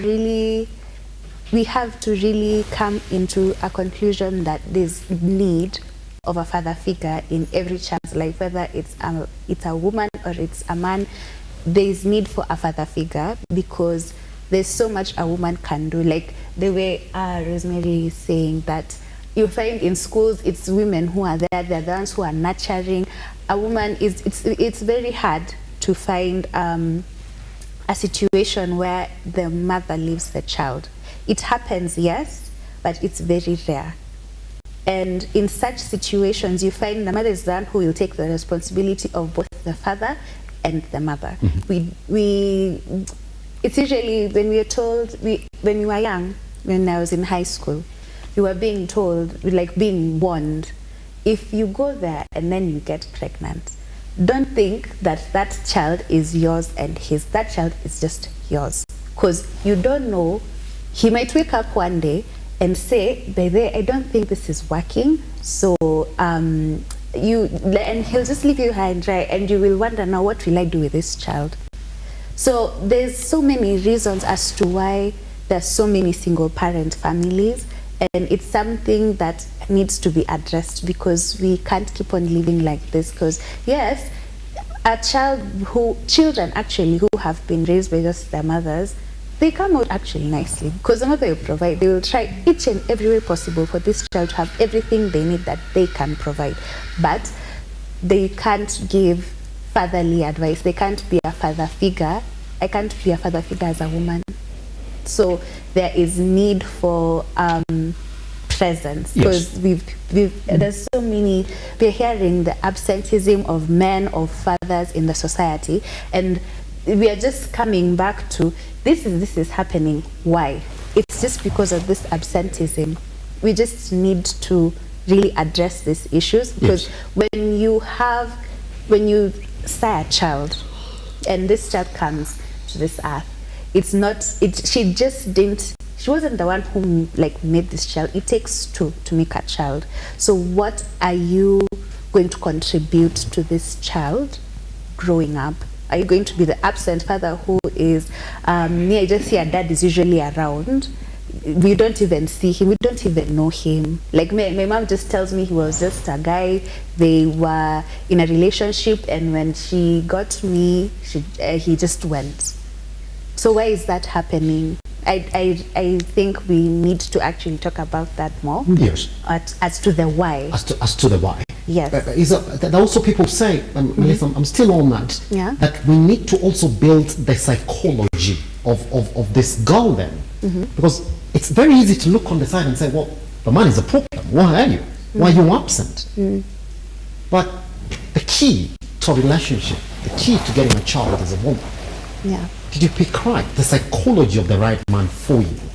Actually, this lady who apparently doesn't have a father figure, she did not decide to not have a father figure. It is a circumstance that she found herself in. So it's not that it's not that she chose to be there. And it's being portrayed that she decided that I will be with my mother and I will not care about my father. But in real sense, she might have actually gone to look for her father, and the father was not literally present. So we can't say that it's her who is the problem, because she comes from a single parent family. She didn't decide to be there, she just found herself there. Once we come back, the topic will continue, Rosemary, on this. The question is going to be then, when we're teaching about love, is it possible for us to teach about love, that this is how you love somebody? Are we teaching girls on how to love men? Are we teaching boys on how to love girls right? If we're going to run away from this statistic. And I'll be going back to Dr. Rosemary and Engineer Reverend to tell us, when you say, I love somebody, what is that? What is that? Today, majority of you have even received those messages. Hey, how are you doing on this day, on the 14th? I want to express my love to you. If your men are doing those messages, I hope you do not use ChatGPT, because then all your messages are going to be similar this morning. But what do you mean? Is it a word you should be using this morning? Like, I love you very much. What is the basis of understanding, yeah, this is love? Once we come back right here on the Morning Drift, my name is SIMBA Elijah Charles KIAGE.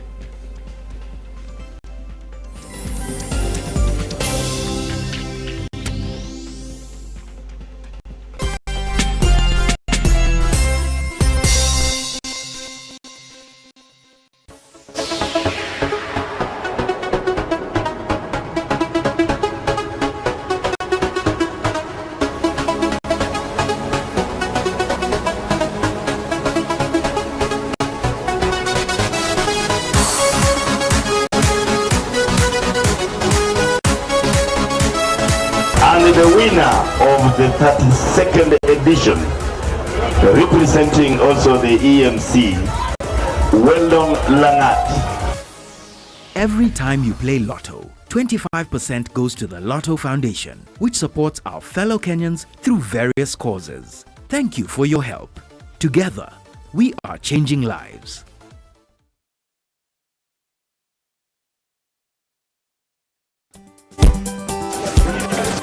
kwanza live.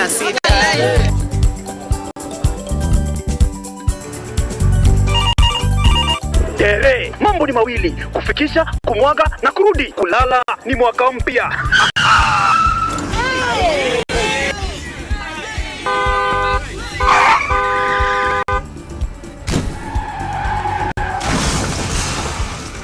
Muka we mse. Nini mbaya? Wewe kwani wani vile dereva anaendesha gari vibaya? Lazima tususe. Anaendesha gari na kwa simu the whole time hata angalia barabara. Tusimame. Wewe dereva wewe. Mwaka iliyopita peke yake watu zaidi ya 1000 walipoteza maisha yao barabarani kwa sababu ya tabia kama hizo. Hautatuangamiza tukiona. Naomba msamaha, nitampeleka vizuri. Si wameomba msamaha. Sasa tuende tusafiri kwa mwendo wa aste. Dere Smart hufikisha abiria salama. Ujumbe huu umeletwa kwako na NTSA kwa ushirikiano na European Union.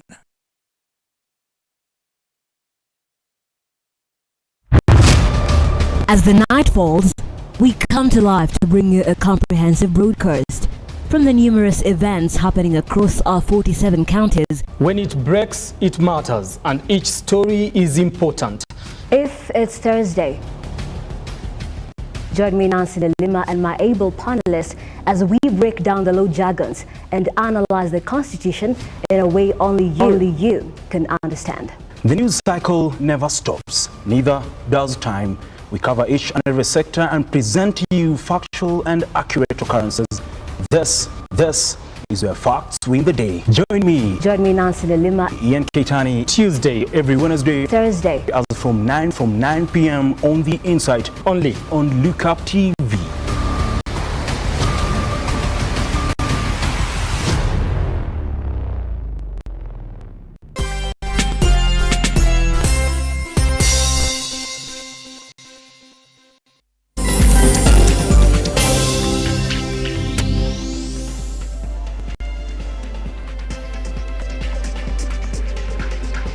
Right, all right. Welcome back to the Morning Drift. We're still trying to figure out this number. 80% of women saying it's not working.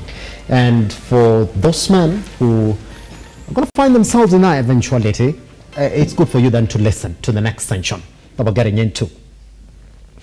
So now, just before on break, Melissa was talking about how it's important for presidents, if indeed this kind of relationship we're talking here are going to work, like balanced families. And Dr. Rosemary said, even as we're focusing on the 16%, you've got to focus on the 84% that are fully constituted, even to the point of saying that this nation is lucky to have the 84%. Otherwise, it could have been really bad.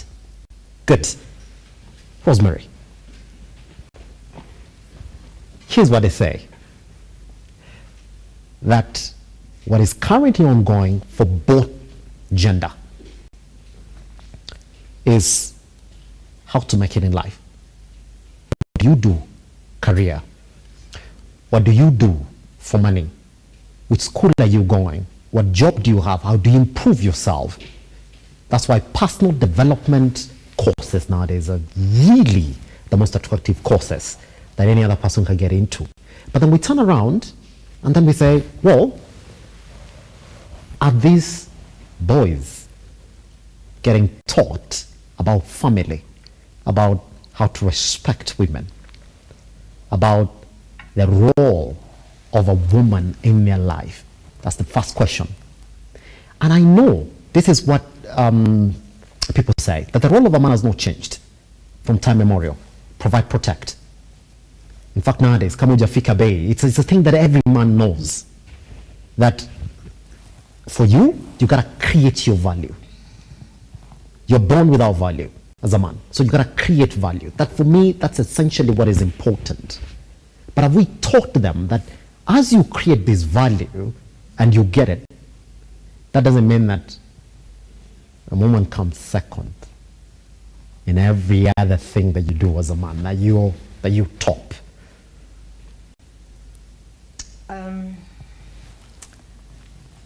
Let me start by saying a lot of things have happened in society today. Matters gender. I'll give you several examples. We've had and I think it's almost getting eradicated. Yes. The issue of FGM. Yeah? FGM was affecting women, girls. Yeah? The government came up with an agency. Authority or agency or something. Yes. Government. Then we have GBV. There's something for GBV. Because they say majority of the perpetrators are men and the victims are women. Majority of the victims are women. The government did something about it, just the same way they did something about FGM. 2 weeks ago, there was the issue of femicide.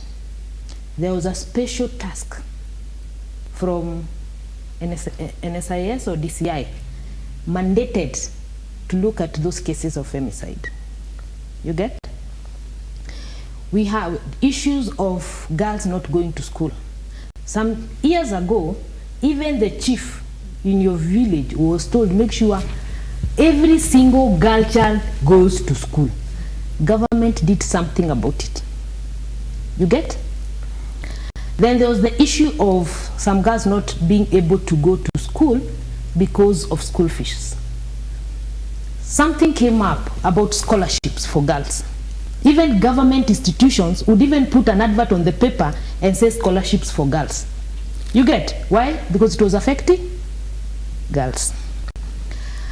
And then we also have adverts that say female are advised, are encouraged to apply. Yes. You get? You understand? Now, this is the irony part of the whole thing. That every single problem of girl and women, we had issues of representation in parliament. We came up with the 47 free seats for women. Why? Because we needed them in parliament. That is not even enough. Free at your cost. That is not even enough. Now we are fighting for 2/3 gender. You get? What am I trying to tell you?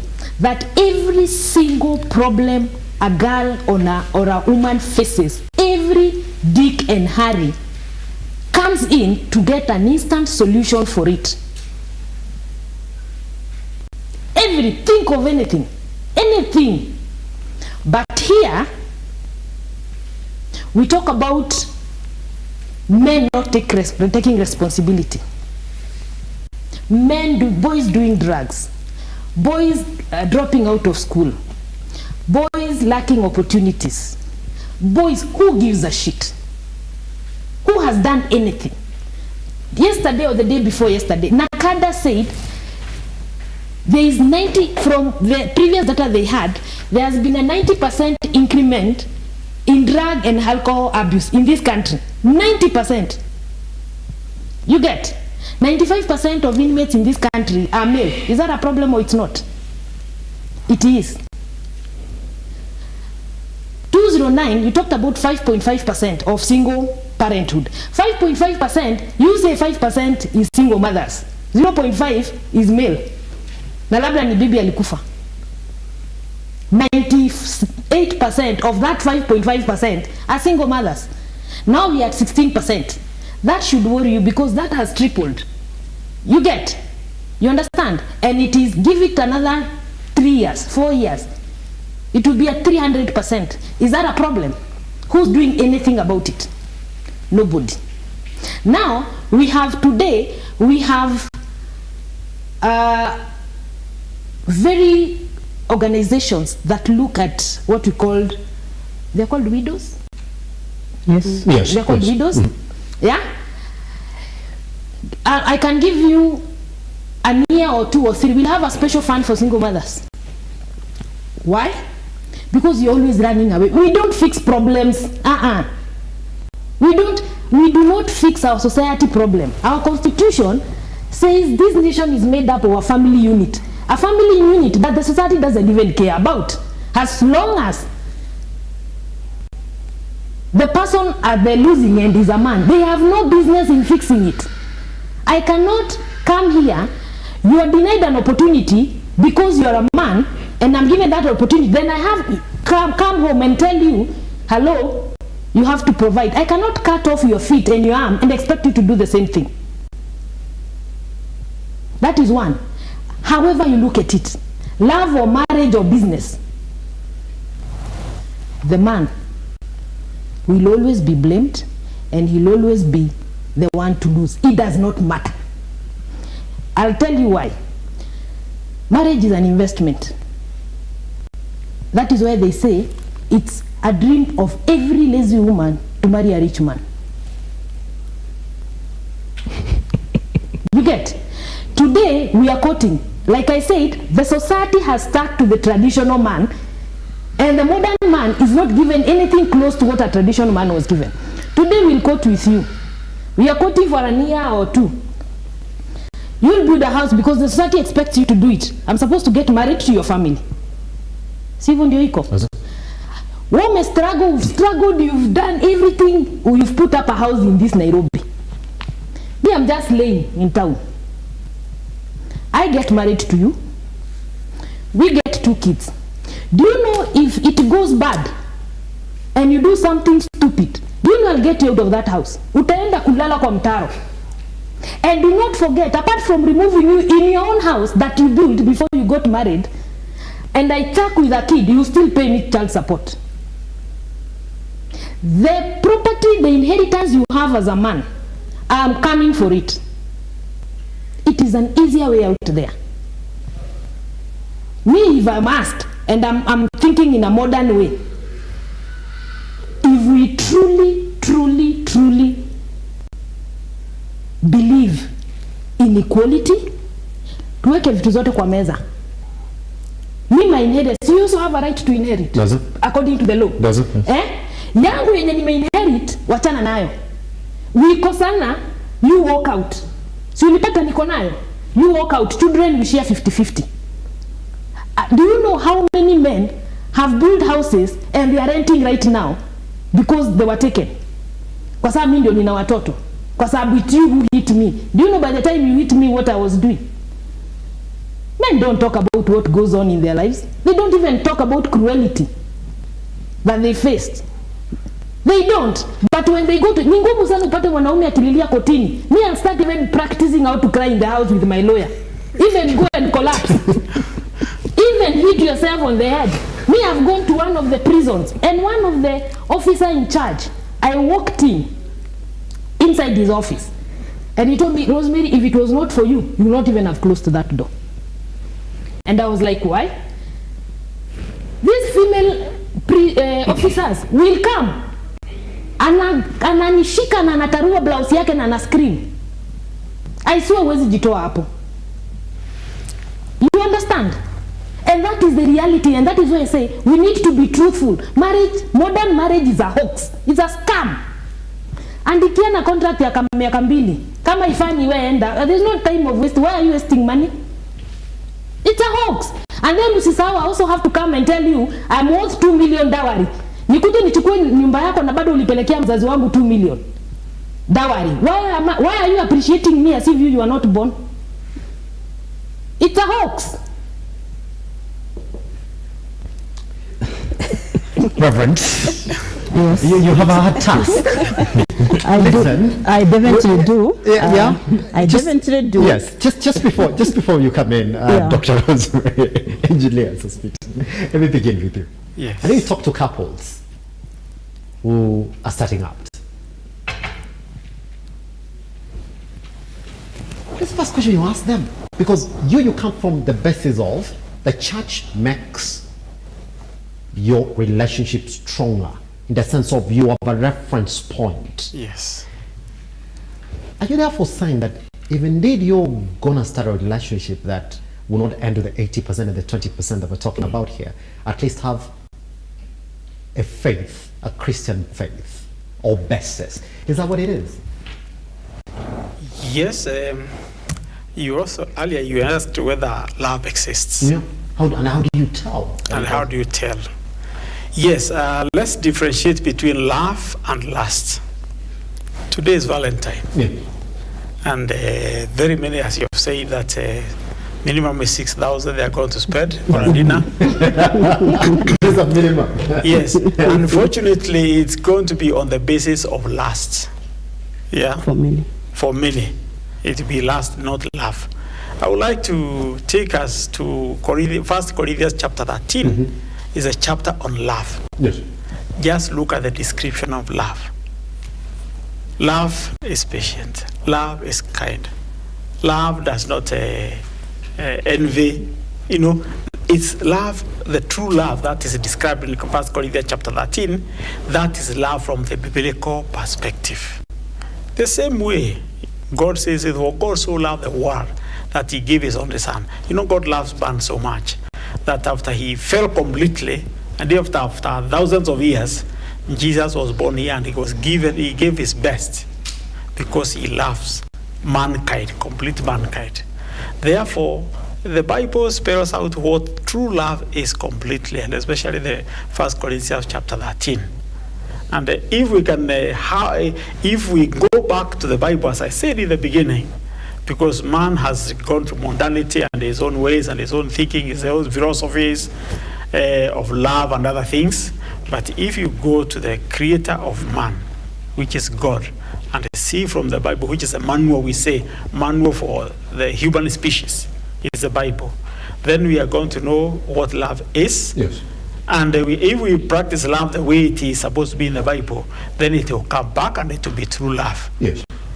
Having said that, let me first of all congratulate Rosemary. She is advocating for the boy, for the man who has been neglected completely. Remember, I said it. I don't know whether I said it last week. Yes. That last year I did research because I was speaking for 2 hours in one of the TV stations, radio stations, about the problem with the boy child. And out of my research, with 26 points which I found affecting the boy child, I actually found the boy child was contributing only 6 out of 26 points. The other 20 points, it's a man who Rosemary says has been neglected completely and trodden upon. And that's why actually this book, which we talked about last week, is addressing itself to the man. As you can see, for 20 out of 26 points, he is the responsible of the boy child. And according, let me borrow what Rosemary has said, it's because man has been neglected, that he has not been mentored himself, and so he is doing things and the way, and he is downtrodden, and so he is not actually doing what he's supposed to do as a man, and therefore he cannot mentor the boy child. And therefore the boy child will even, according to Rosemary is saying, it's get worse and worse and worse. Yes. Yes, because if it is not done, if nothing is done to man, then repositioning him and then going the biblical way, what God wanted, then things are going to get worse and worse until we get back to the biblical way. I think that's what I can say. Pretty much. Dr. Rosemary, a task for you to climb from the basis of Rosemary here, your namesake. Saying it's modernity in modern marriage is a big task. And this is a question I have for you. And I'll put the name of the person who actually said it, and I'm going to read it to you. His name is one Simon Mukua. Thank you very much for watching this morning from Kisi Simon. And they're saying, now listen to this. Could you kindly ask Dr. Reverend Rosemary that once a man provides and protects, you should not be asked of anything extra. Goes on to say only that modern women are not asking for time, asking for affirmations, asking for messages, asking for provisions, which is unnatural to a man. That's why majority of relationships are failing. It clears in capital letters, a man shall only provide and protect. Full stop. Okay, thank you for the question, Simon. I must admit that that question is excessively pulled out of proportion and probably has no context, even where it is drawn from. That the man's role is simply to provide and protect. Naturally. Whether it is culture, there is no explicit analysis or narrative Yes. that a man's role is simply to provide and protect. Then if you go to all faith writings, and when I say all faiths, I'm speaking about all orientations of faith, whether it is Christian, Hindu, Muslim, name it. Yes. They are very, very clear that the institution of marriage, when you get to the institution of marriage, you have a responsibility that is way beyond natural description. What does that mean?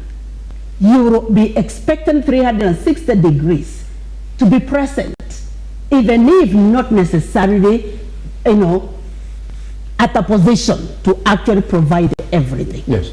And that is why it is always critically important to understand why do we enter marriage. And yes. I will repeat what I said last week, but before I do that a little, today is Valentine, and people are expressing love. But we know, if any one of us has taken time to find out what is the history of Valentine, it's actually bands meeting. That's the history of Valentine. It is a season for bands meeting. That's where it comes from. Is that what it is? Yes, and that is what it is.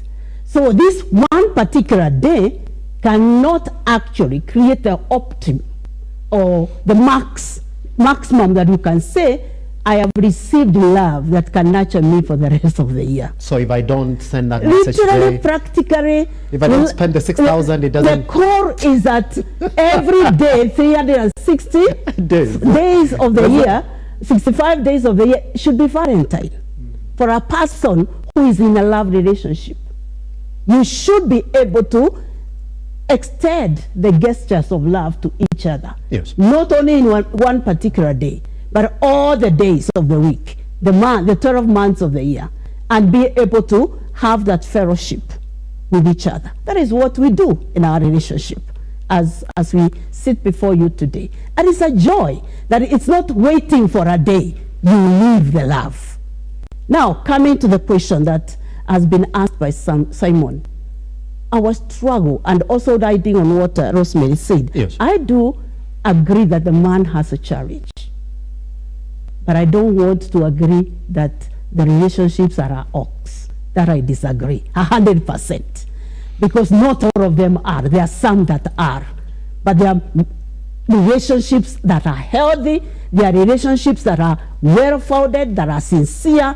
The two individuals are impacting each other, yes. and investing into their relationship. Yes. Some of them not with a lot of wealth, because I do ministry even in the slums, where we have wonderful couples bringing up wonderful children. Yes. There is no wealth to count. Nothing at all, because we must also be sensitive. How much of Kenya, this nation that we live in, is of the endowed middle class and upper class? Majority of Kenyans are low class, who can hardly get $1 per day to spend. And so when we talk about marriage, we must be very careful and successes, that we are not just addressing a cream of society. We have to be inclusive of the entirety of the society. There are families that are doing excellently well with very little. There's no car, there is even no building, as it were, is a rented premise. Single room. But they share their ugari and sukuma wiki. They get their 500 shillings from whatever chores they are doing during the course of the day. The mama is washing clothes, yes.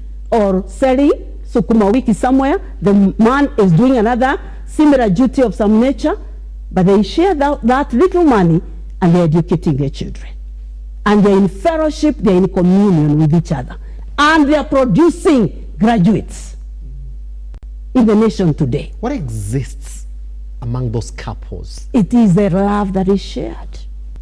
It is a communion of not this 50-50 input into the relationship.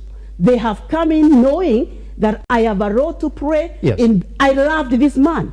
I loved this woman. We are sharing life, and we are going to build a family, and we have an accountability and responsibility. But I do agree, yes, 100%, yes, with what Rosemary, my namesake, has said. Men have a challenge, and we are pleading, and it's unfortunate that it's actually even women who are pleading for the men, that men need to realize, get back to your position. We will support as women as we ought to support, but we cannot do the task for you, because I cannot be a man. I can only identify the gaps. Yes. But let's not be always fighting. Men are still trying to fight strong, yet they are so transparently being seen by the society that there is a vacuum. Does it? Yes. Pretty much. Collins, you have a question as well. I'm telling you, a lot of people are watching this morning, so I got to read this question to you, which is essentially the same question that I wanted to put you to next. You know what this question is about? It's essentially just talking about the Marriage Act in Kenya. Somebody's pointing out to the Marriage Act of 2014, and they're saying this: the Marriage Act 2014 was enacted to give effect to those constitutional provisions that are essentially give the man the right to marry more than one woman. Then somebody comes in and says, you try to tell a Kenyan woman that, hey, today I'll take you out for 3 hours. There's another woman that I'm going to take out for another 4 hours. And then later in the evening, I won't be coming home because there's another woman that I'll also be taken out. So it completely changes. Like, that's no love, essentially. That we have a law here that is very African, that is killing the basis of families. That in reality, what this law did, Collins, according to this guy, is introduce an enmity within families. That 1, 2, and 3 wives essentially cannot coexist peacefully, knowing very well that we are loved by one man. Allow me first to say that I've never been entertained this much in the morning. my day normally starts at 9, and so today I'm very enlightened and entertained.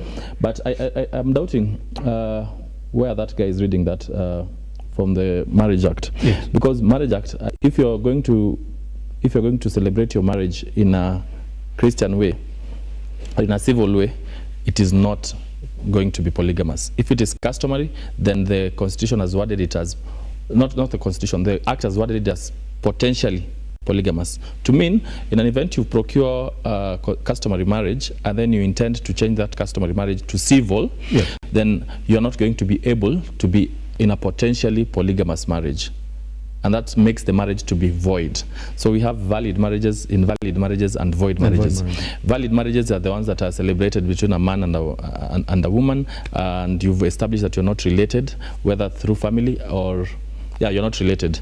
It's called consanguinity. You don't have any blood relation, so that's a valid marriage. And the condition for marriage is celebration, and we don't have the issue of bride price or dowry. We just have celebration. So you have to prove that there was celebration and it was consensual, that these two parties got together and they consented and they celebrated that marriage. It comes from Latin, where it's called lex loci. That is consensual and celebration.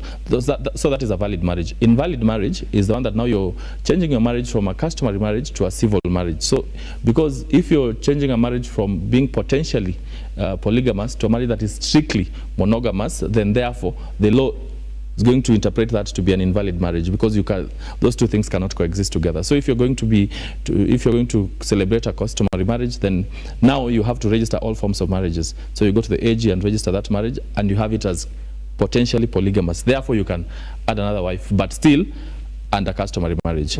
If you're going to do civil marriages, purely, it's not going to be polygamous. You have to wait until your spouse dies, or you're judicially separated, or you get a divorce, so that you're able to procure another marriage. And then void marriages are the ones that, in law, they don't exist at all.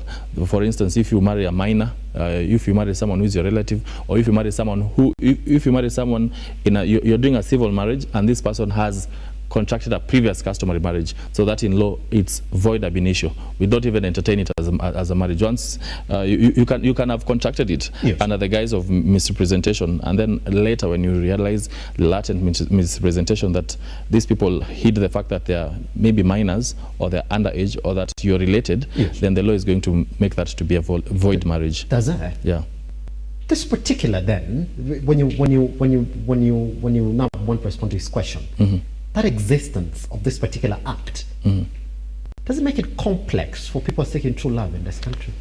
I don't think it makes it complex. I really want to avoid this this conversion of love, and that's why I'm starting.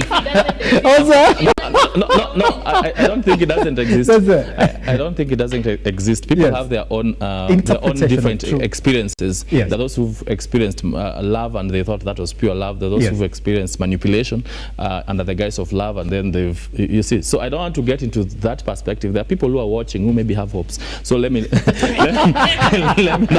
me not get into the love conversion. But now to answer the topic of the day, why are most divorce cases brought up to court, or rather petitioned by females? The reason is why: one, men fear that financial responsibility that comes with petitioning. Two, they fear that shame that comes that I'm going to court, because men take pride in success. And so when you're coming out that I'm petitioning for divorce, you're sort of admitting that there's an admission here that I've messed up. As a leader, I've failed. As a leader, I've failed, because I'm the one who looked for her hand in marriage. I'm the one who went to seek after her in their home, and now I'm coming out and saying that I've failed. But for women, why they go to court to petition? One, it's because of social and moral issues. For a man, when a man is mentally disturbed with matters marriage, they'll just keep it to themselves. Others will end up drinking, or others you don't know how they resolve it. But women will always want to walk out. They want to be in a situation where they can flourish themselves. And another perspective is that now in a new modern system, women are pursuing careers as men, something that was not there previously. When people keep saying, and even in this panel, men should go back where they used to be, then they're also telling you women should go back where they used to be. And formerly women used to be in the kitchen, but now women are taking over the boardroom, which is a very beautiful thing. But a man is scared of that woman who is taking over the boardroom. And that's why you see when a man will not support a woman who is ascending career-wise. And that's why women will come out and say, let me, Rose said a very beautiful thing, and I can see her shaking her head in agreement. She said a very interesting thing, that most rich women got their proceeds out of divorce. And so that's a very disturbing thing, because if you look at these women, they are doing a business in their own. But we've conditioned the society to imagine the position of a woman is just the position of the kitchen. And that's why the government has to come up with measures to see to it that they bridge this gap that we've had, structural and historical gaps in the past, that women would not ascend to be leaders. Talk to women leaders and they'll tell you that before they even get to a position that they are elected, they face a lot of hurdles. The Constitution talks about to-that gender principle. The to-that gender principle is not to-that women principle. Because at the point we are realizing that our representation for the longest time has been male-dominated. And so we are getting to a point where we are having a conversation that we need to have a balance, so that issues of women can also be discussed at the legislature, at the August House. For instance, the issue of FGM, for instance, the issue of early marriages, for instance, the issue of wife inheritance, for instance. Those are issues that for the longest time were not affecting men.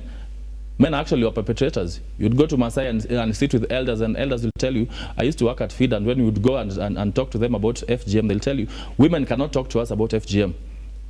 You see, issues of wife inheritance, it used to happen previously in the Luo nation. And people who are perpetrating that were men, and they'll tell you, your husband has died, so it's upon me to take you over, because I'm the brother, I don't know to who and who. Issues of early marriages still happens in the Islam community. And you see a girl has gotten to 14 years of age, and the men sit and conspire and say, she's prime enough for marriage. And so the government has to step in and see how they mitigate these factors, because the matters that are affecting the women were not voluntary for the women. They are not giving up themselves that I'm ready for FGM, I'm ready for this. They would vie and they would face a lot of hurdles. So the government had to come in and give affirmative action plans. Does not mean that the government has neglected the men in that perspective. There's not been for instance, if the issue of drugs, for the longest time, the only thing I know Gachagua does, or the wife or the spouse, is talk about alcohol and men drinking. I don't remember any other thing they do. They talk about that, and the biggest people who are affected by that are the men. I'll be coming to you. There's a question here that's been put to Melissa, because there's somebody here who's saying, Henry Ted, but he's saying, well, give Rosemary the mic. I want to hear about how the society has embraced the changing roles in women, but has remained rigid when it comes to the men. There's Henry Ted, thank you very much for watching this morning. Melissa, there's a question to you here, and this is coming from, Mike. Thank you very much. Watching us from Nakuru. Nakuru, good morning. Hopefully you're you're lucky this morning with Valentine's as well. So this is what they're saying, that psychology tells us that a woman is born naturally submissive, that the natural element of a woman is that you're seeking submission naturally. That's what he's saying. Then he goes on to say, then why is it that women now are the ones who are deciding how families should be headed to the point of seeking divorces? That naturally, like a girl in a natural environment, you're born to seek protection from a man. And I read something about it. That's why even our bodies essentially state to what our roles are. If you go to the gym, a woman is going to work 10 times harder than a man who's working in a year, you know, to get the muscle of this man. Because naturally then your body is telling you, this is how we were created, to protect, to provide. The hard jobs were done by men. In majority of African societies, even across the world, you'll find that hard jobs were done by men. When it comes to fighting wars, it was men used to go out and protect their families. Then Mike is asking, so how is it that it's now women who are deciding how this family should be headed? Okay, thank you for the question. In the section, and when we talk about submission, we always go to the Bible, and I think Rosemary will help me out on this one. And there's the verse in the Bible that says, wives, submit to your husbands. And husbands are told to love the wives as Christ loved the church. Does that? Yes. We, as women, we've said that we seek submission, and it's inbuilt. Does it? And for it to come out, there has to be an environment where it is safe to be submissive. Yes, because are we introducing a condition in that? It's very is there no condition, Melissa? No, it's very hard to be submissive in a situation where the environment is not allowing you to be submissive. Is it also not true then? Is it okay for men to also start introducing these conditions then? That it's very hard to be a leader in an environment where it's not easy for you to be a leader, because a leader is expected to create that environment. That's the responsibility for a man. This is your family. You can't walk out by saying, well, my woman here is doing A, B, C, D, and that's why 80%, 20% of them are saying, well, I gotta stick here. So a conditionality to a character trait, a natural character trait, is that where we're getting it wrong? That somebody somewhere interfered with the software for this woman, and somebody that we're calling a modern woman, that the software was interfered with. That at the end of the day, where women were complaining about men, but then in reality, if you start to investigate, then you start to make conditions in something that's supposed to be natural to a woman. I don't think that it was interfered with. As a modern woman, you had just to adapt to what's happening to the society. It's something that you found it's happening, so you just have to go with the flow. Yes. So if we're finding a society where we are not being provided for an environment where we can't be submissive, it's really hard to be that submissive to a man who is not giving.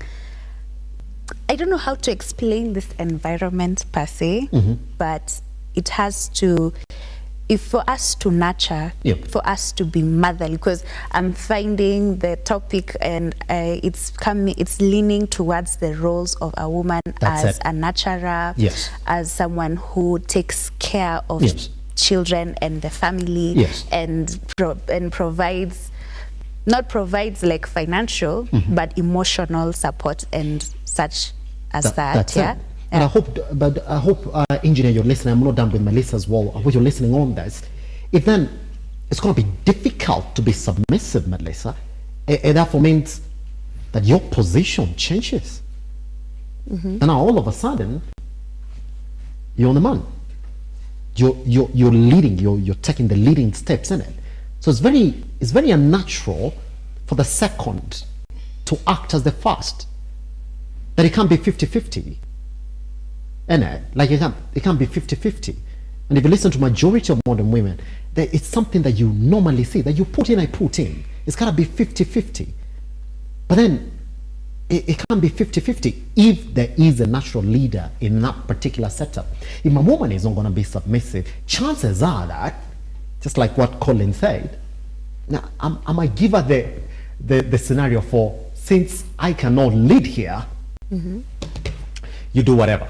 That's why 80% of them are going to call and saying it's not working. Is that what it is, Melissa? I feel, from my perspective, yes, it's coming out as forcing, because there's no way that you can give me, like I'm going to really quote the Bible today. It's a good thing that we have reverence in the building. Yes. Yeah. Like usually there's a verse. I'm not quite conversant with where and but I just know there's like a verse. Yes. It says God, when a child, like when you ask God for bread, yes, he can give you a stone. Yes. So you can't give me hostility, and there's a patriarchy in some form, because it's I am the leader, so I am the one who is saying this, I am the one, if I say this, this has to go, and my decisions are not being taken, or my contribution to what you're deciding is not taken into consideration, then it will be very hard for me to actually be submissive, because I will have my guard up high and be like, so, because he might come and say this and this has to go this way because I said so, and it might not even be a wise decision. And if you say, are you sure you want to do this? Like, me, I'm okay, I'll support you. And it comes out as, you don't know, I am the one who knows, because I am the leader, you're the second. It won't really, you just wash your hands and be like, okay, then you go ahead, do what you want to, because you're not hearing me out. It will be very hard to be submissive in such a situation, because my opinions are also not being heard. My considerations to your decisions are just being, it's just a by the way. And we'll go back to the modern love, and I think that's what's happening in the current relationships. Is there's a push and pull. It has to be my way. If it's not my way, then no. So that's why you find that a relationship can last for 6 months, and they have a really nice, they say, honeymoon stage. And it's so beautiful, but at the 6th month we can't do this anymore. Why? Because he said that I can't do this, and I said he can't do this. So, and none of us came to a middle point. So there's no way that we can continue, and they just part ways like that. There's no sitting down, consideration, coming into the middle, compromise. There's no such thing, because that's how it is right now. And I think we just have to, there's no way we can go back to how we were traditionally. We are very, very far from how we were traditionally. There's no way you can tell a CEO who is a woman to go back to the kitchen. Yes, is that what we're getting wrong? Is that what we're getting wrong? Rosemary, I'm going to come to you. She has 1 minute to. She has now 1 minute to finally submit. Like what you've said is that there's no way you can tell a CEO now in this decade to go back to how it was.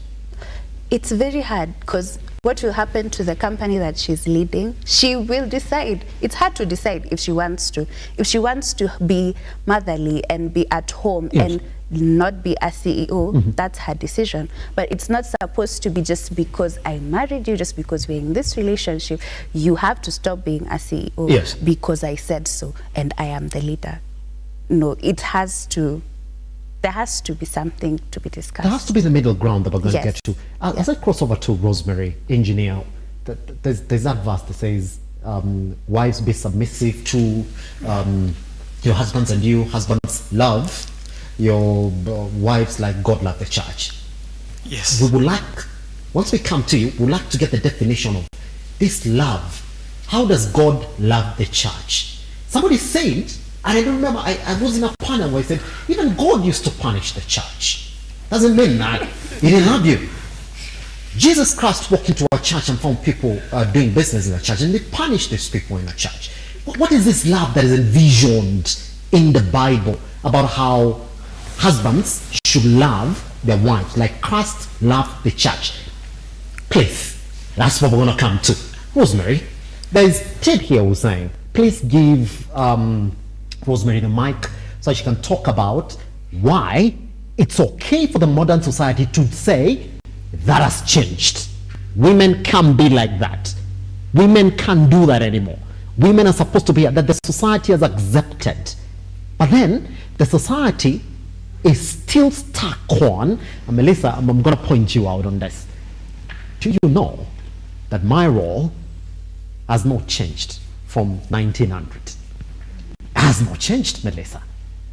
Number one, even today, I know very well that my biggest responsibility, should I decide to have a family, hope my mom is not watching, is I have to provide for them.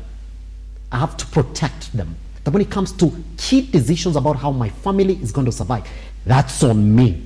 In fact, the first question I'm going to get asked, should I decide to marry tomorrow, is my family will come in and say, Umejipanga. The same question my father was asked, the same question my grandfather was asked, the same question my great-great-grandfather was asked. That it has not changed. But then we are meeting women who are telling us, nah, not gonna happen. I'm a CEO, I can't cook for you. Is that where the problem is? It is. That is where... Is that what it is? It is. Because you cannot stick on the same spot and everybody else is moving and you expect it to be on the same level. Yeah. You get? We cannot stand here with you. Me, I'm being pushed to move towards the door, and I look back and ask you, and why are you not with me here? Why are you not moving? They've cut your legs, you can't move. But somebody at the door is asking you, hello, you are the man, why are you not moving? You're not a miracle worker. You get? Just look around the environment we live in. It has become so toxic against men. You can't even talk. You can't even do anything. Everything to you is patriarchal. Everything to you is toxic masculinity. Every single evil in this society is men who's done it. Even when you're innocent, you're still guilty. When your family fails, you are guilty. It doesn't matter what the woman did. It's you. And let me tell you something. And let me tell you something. And this is what I say. Mm-hmm. Men, from what I've discovered for the short time I've talked to boys and men do not need empowerment. Give them an equal playing ground. They are good to go. You get? Treat them fairly. Give them equal opportunities. Hear them out. Treat them like human beings. And they are good to go. You understand? Everybody, even those who are not qualified, they have the audacity to keep telling men how to treat women. Have you ever had anybody stand at a podium and talk about how women are supposed to treat men? Ulisikia wapi? I've not had it. Hardly. I've not had it. And if they are, then they wanafanywa kwa boardroom, na kwa conferences, kuja kwa media, go tell a politician kwa campaign ya 2027, women are supposed to treat men, blah, blah, blah, blah. They never talk about it. When you talk about femicide, the people who are in most panels are women, talking about how men are supposed to treat women. What do you know? You understand? We are telling our sons how to treat their girlfriends. Do you even tell our daughters how to treat their boyfriends? I cannot submit to someone who doesn't love me. I cannot love someone who does not submit to me. It is a two-way traffic. It's a two-way traffic? It is a two-way traffic. Where does it begin though? Sorry? Where does it begin? Which one comes first before the other? What does the Bible say? Which comes first? You should be telling us. No. Because you are defending them. Dr. Rosemary, you're becoming too... I never have issues and I confess it. I am not religious. Yes. Which comes first?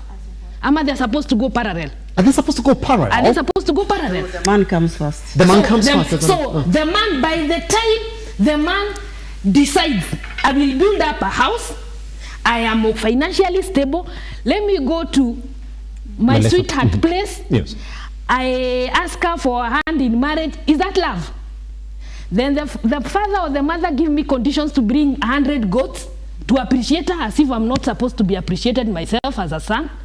I agree to that society. Then I bring her to the house that I've built. Na nafanya kazi usisahau hata mimi nafanya. Lakini I've brought her. Isn't that love? No. I mean, I just want a response. Isn't that love? Haven't you demonstrated love by the fact that hata nimetoa mahari, nimekupenda, nimekuja kwa wazazi wako, nimekuchukua, nikakupeleka pahali pazuri, nimekupenda. That is demonstration of love. I've already proved that. So, if I have done that, submission, you also need to submit. And this is what I said. And I even said when I was last year. Yes. And this goes, and I always say it, let's hear it. The investment I put in you, I demand returns. I demand returns, unless you're in business.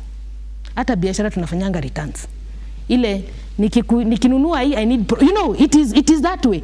You cannot, I cannot prove, because I've proven I love you by the virtue of everything single thing that I've done, and you are with me.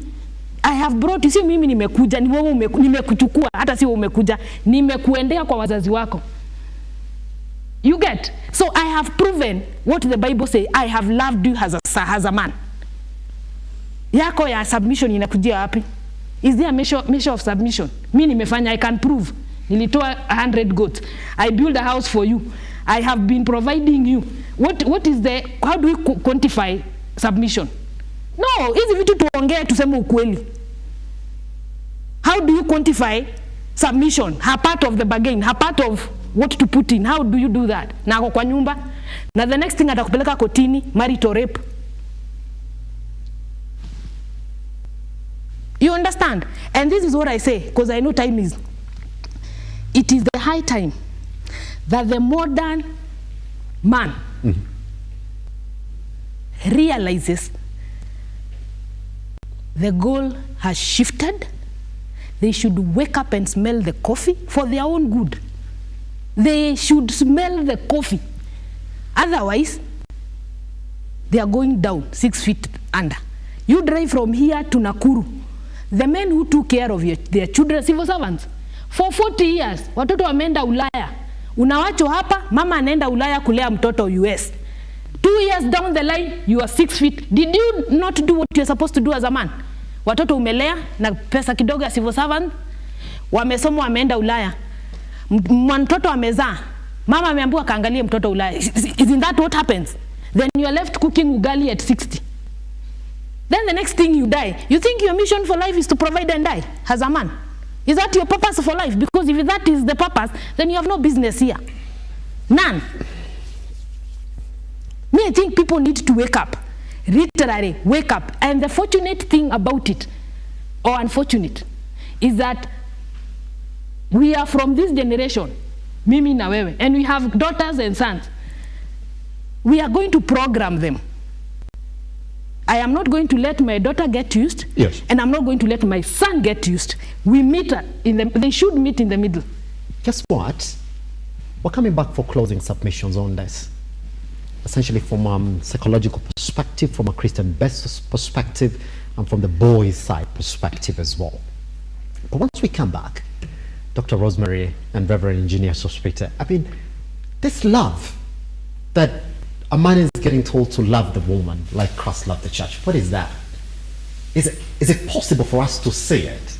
All right, and colleagues, I've got 2 questions for you here on legal matters as well, based on the Marriage Act of 2014. Some are very, very special. I'm going to read them to you as well as we come back for the closing submissions right here on this Valentine's edition on the 14th of February 2024. A day when Rosemary is telling men outside there, wake up, smell the coffee. Once we come back. I don't know. Because, by the way, very, very honest, that's the same sermon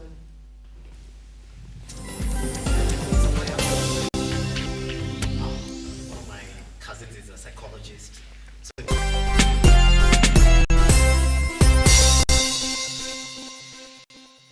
Are you an SME looking for a media partner? Look no more, as Lookuptv got you covered for all your visibility and marketing needs. We at Lookuptv understand your business needs and want to work with you on your marketing journey, giving you solutions that will take you to the next level. Call us today on 0707 572 358 or send an email to sales@lookuptv.co.ke and kickstart this amazing journey. Welcome to Lookuptv, your official SME media partner.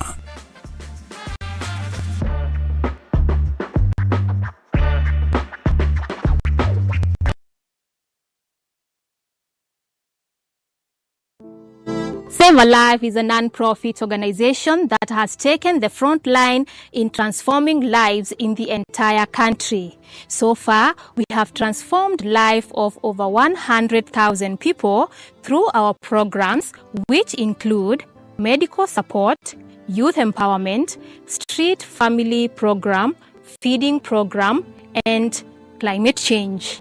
Join us today as we transform lives. As we always say, service to humanity is service to God. Save a life, transforming lives.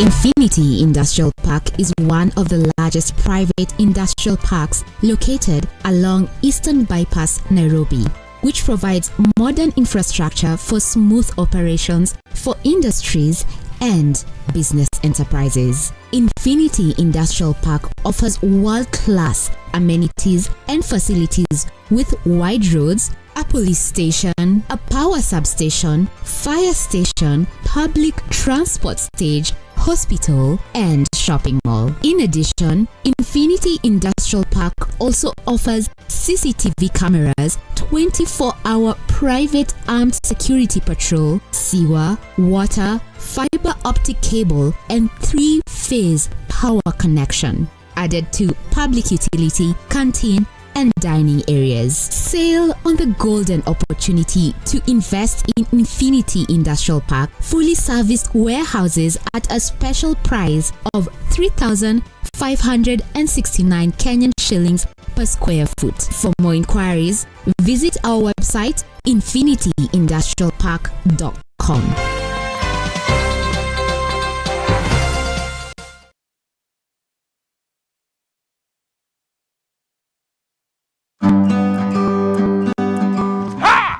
Kipindi ni ukulima ni mali na Manjoro. Kumbuka hapa ndipo unajifunza mambo mengi kuhusu ukulima. Kilimo ni uti wa mgongo wa nchi, na ukiwa na Njoro unajifunza. Kumbuka, angalia mwenyewe. Tunakuambia ukitaka kujua tips za ukulima, ungana na sisi kwenye Lookuptv every Sunday. Unatukuta pale saa 10, tunakuonesha kuhusu ukulima. Ukulima wa mimea, ukulima wa ng'ombe, ukulima wa kuku, ukulima wa mbuzi, na yote ambayo yanahusiana na ukulima. Kumbuka nini? Kipindi ni ukulima ni mali.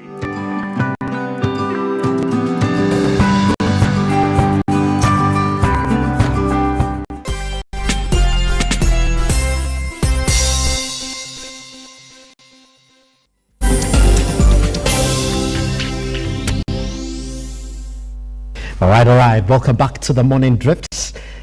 And we are taking the last round of this. I keep on saying, just putting it in proper perspective. Now, this is the most important part of the show, where there was an important question that was asked by Melissa as we were ending the last segment. She asked, the Bible says, and women, the best you can do is submit to your husbands. And husbands, the best you can do is love your women just like Christ loved the church. Good. So I'm just going to hand you 3 minutes, engineer, Reverend. Rosemary, you also have 3 minutes. There's a particular question. I'm giving you 3 minutes for this one because you also have to go back and respond to this one that has come directly to you as well. This love that Christ had for the church.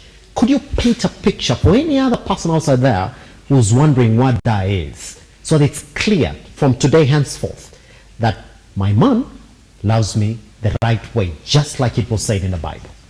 Thank you, SIMBA. First of all, last week we said Genesis chapter 1 talks about what has been going on here. Equal partnership, because a man and a woman can compete, because he created them male and a female, increase and subdue the others. Genesis chapter 1. Then in Genesis chapter 2, God spelled out about marriage. Yes. Very clearly. And God is very organized. Is not an author of confusion. That's why he created man and was with man for a long time before Eve came, because he wanted man to be the leader. In a family setup, man is the leader.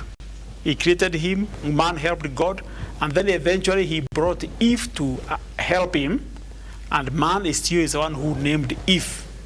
This is a bone of my bone, flesh of my flesh, she shall be called a woman. That means God did not want any confusion. He wanted in a marriage setup, the man is the leader.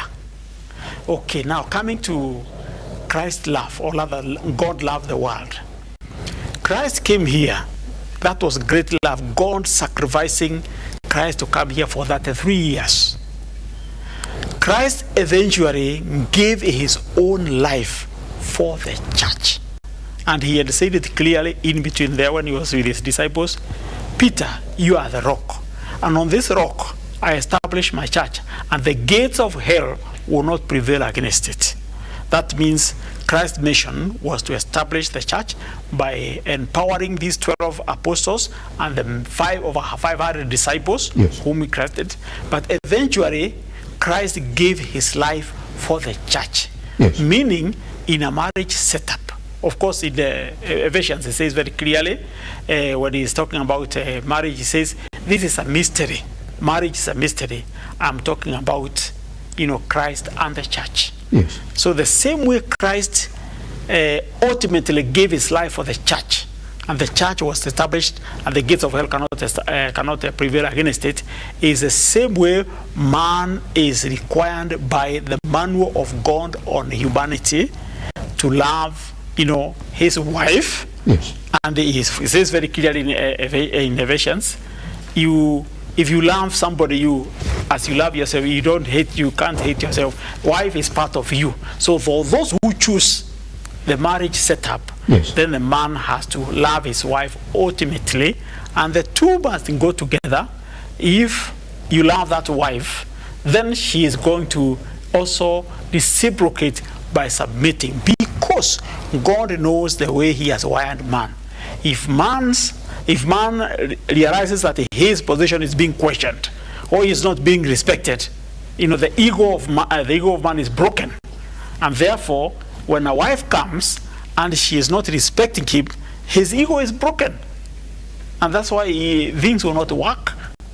But if we go through the Bible perspective, man loving his wife first, and then the wife submitting mutually, I tell you, that home will be, will go on very smoothly. So it was ultimate love that God loved the church. He gave his life for it. Man should also be able to love his wife ultimately, and the wife should be able to reciprocate by submitting. Dr. Rosemary, that love, what is it? I think it has been expressed to some level. The clarity is when we look at Christ's love, it is sacrificial love. He loves or reaches out to the church not because any member of the church deserves the cleansing, the grace, but Christ makes a sacrificial step to reach out. Yes. And he offers of himself that I have my arms open to you to receive you. And then he embraces you and gives you the power. Yes. Once you do that, he gives you the power to actually be a follower of him or a child of him. Now, when we come to marriage relationship, the man is asked to be like Christ, which means there's a lot of sacrifice that a man has to make. But the woman is reckoned or likened to be like the church. And the church humbles herself before Christ in worship, in adoration. And therefore, a woman, by the facet of her creation, and we may fight over these things, but there is the created being of who we are. Mm-hmm. And that was shared about here, the natural being, mm-hmm. that it is evident. It can never be equal. Because a woman is a womb bearer, is a nester of life, is a nourisher. That, even if you tried, you cannot share it. It is deception to imagine that a man and a woman can be at an equal plane. Just like the man who is likened to Christ and is a seed bearer, the woman cannot be a seed bearer. She can only receive the seed and nurture it. The key thing is each needs to take their position with grace, because none of it is conditioned, is unconditioned. Christ does not love the church because the church has first proved its word in the love. It's out of grace, out of mercy. The church submits to Christ regardless of our failings. And sometimes unanswered queries before God, or prayers for that matter, we still submit to the Lord. Because by virtue of our creation, the man has not created himself. God has created him man. And with a mandate, divine mandate, there is something God desires out of man. And man needs to align with the heart of God, the mind of God, the will of God regarding his design. How do I operate? And that is why Jesus himself, the example of the man, as he went through his ministry, the 3 years, when he started his ministry of preaching, teaching, and healing, constantly he said, I can do nothing, I can say nothing unless it's told of me by the Father. So Jesus submitted to the authority of the Father. If the male man submits to the authority of his creator God, the love you are called to give will not be in question, because you have the teacher before you, you have the example before you. The problem, and I said it last week, is when culture is your teacher, when ideologies and philosophies are your teacher, when yourself, the human self, where it is my strength, the macho man, is according to my power. If that is what you're reading the family with, there will be a discount. And remember, in Genesis chapter 2, which my husband has talked about, when the woman was brought, God said, and he is the one who brought the woman, God said after the man named the woman, that the man shall leave his father and mother and cleave to his wife. And that is hardly ever emphasized. The man shall leave, and it's very elaborate, his father and mother, and cleave to his wife, and the two shall become one flesh. That leaving and cleaving is hardly ever emphasized. And I know it has been mentioned here around the table that we come to your family, the woman comes. No, that is not what scripture says. You live where you have not left the culture, and that connection is not the connection exists, and obviously the teachings will exist, the values that are good will exist with you, but you have to mold your own separate unit, so the two of you then work on this relationship to make it a success. That is where the demonstration of the love, the demonstration of giving as a church requires of the woman, is not in question. You become a servant leader. You become a selfless servant who serves. Not a servant in where we say this, you're subjugated or you're made like you're useless. No, there is a broken willingness from within yourself that you burden yourself to serve in that relationship. And it is not difficult. Pretty much. So the grace is given. Yes. Yeah. Pretty much. I'll be coming back to you. There's a final question to you here. You will take a minute to respond to it just before we step out. Collins, a lot of questions to you. Been asked. 2 of them have been asked. I'm just going to summarize them into one. There's one question here from Mary this morning, who's saying, wow, when you introduce legal issues with love, then it becomes a transaction. Case in point, she mentions that legal things that you should figure out are things like prenups, assets, your debts, and wills from both ends. She says now, when you bring them together, then our laws, essentially as it is, marriage becomes a contract. Is that what the Marriage Act in Kenya envisions marriage to be? It's a contract. You got to figure out a lot of legal issues before you proceed and say, I want to marry this one. It's not a contract per se.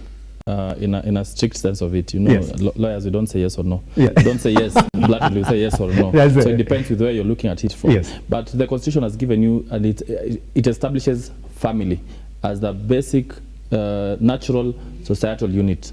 And then it says Parliament should enact legislation to protect it. So therefore, the laws are protecting this institution called marriage, or this institution called family. The law does not make it does not make it a contract. The laws makes it protects it, so that there is no room for manipulation. There's no room for taking advantage of the other person. So that at the end of it, we can say, you know, it's easy for you to say that, and it was in the past, that you've gotten into a marriage, one person has died out of the marriage. Previously, the woman would walk away with nothing. All that property would have reverted back to the family. But now, to protect this person that the law is saying the two of you entering this union are equal, then we need to have laws. We are yet to get to a point where we appreciate prenups in this jurisdiction, but other jurisdictions appreciate it. And that is really, in a strict sense, a contract. But for us, when you get into a marriage and you get a marriage certificate, does not make it contractual, but the law acknowledges and now it appreciates that actually there's something here, and this something is called a marriage. Therefore, once we've given you a legal document, then the law steps in it for it to give you protection. Otherwise, then you will not go to court for you to divorce. You just walk out and say, I'm tired of this thing, let me walk out. The law does not complexize marriages. The law makes it uniform and makes it like a regular thing. Says that this is how you parties will enter this thing, these are your rights in this thing, this is how you can dissolve this thing. Does not make it contractual. Does it? Pretty much. Yeah. Well, if one question to you as well, that is right here, and I'm going to read it as close as it can get. Yes, Mr. Ngwe, good morning. Thank you very much for watching. He's one of our analysts that normally comes in the studio this morning. He's saying, can you ask Melissa whether there are qualities that as a man you should be looking out for a woman from a psychological perspective, so that once I decide to get married, I don't end up in the 20% who are just sitting quiet and waiting for the women to say it's not working. Psychologically, what are the qualities you should be looking for? There's no one size fits all when it comes to a relationship and finding a partner. Because I like how we are all different but similar at the same time. So what I would advise him also is that it's not about just ticking boxes, tall, brown, dark. No, it's about how do you relate with this person. When you are with this person and you are, let's say, just interacting and courting, how does it feel for you? Do you feel like you need to be someone else in order to impress this person? Because it reaches a point when you can be your actual self, and if you can actually be yourself without pretending that I am someone else who is, let's say, I I talk a certain way, but when I'm with you, but when I'm not with you, I talk this other way. You see, so it has to feel natural to you that you can be yourself with this person. This person appreciates you as a whole, not just because of what you do, what you give them, but of who you are as a person. Because there's a lot of, because you're talking about providing, and there's usually the 3 P's that is usually very spiritual today. Does that?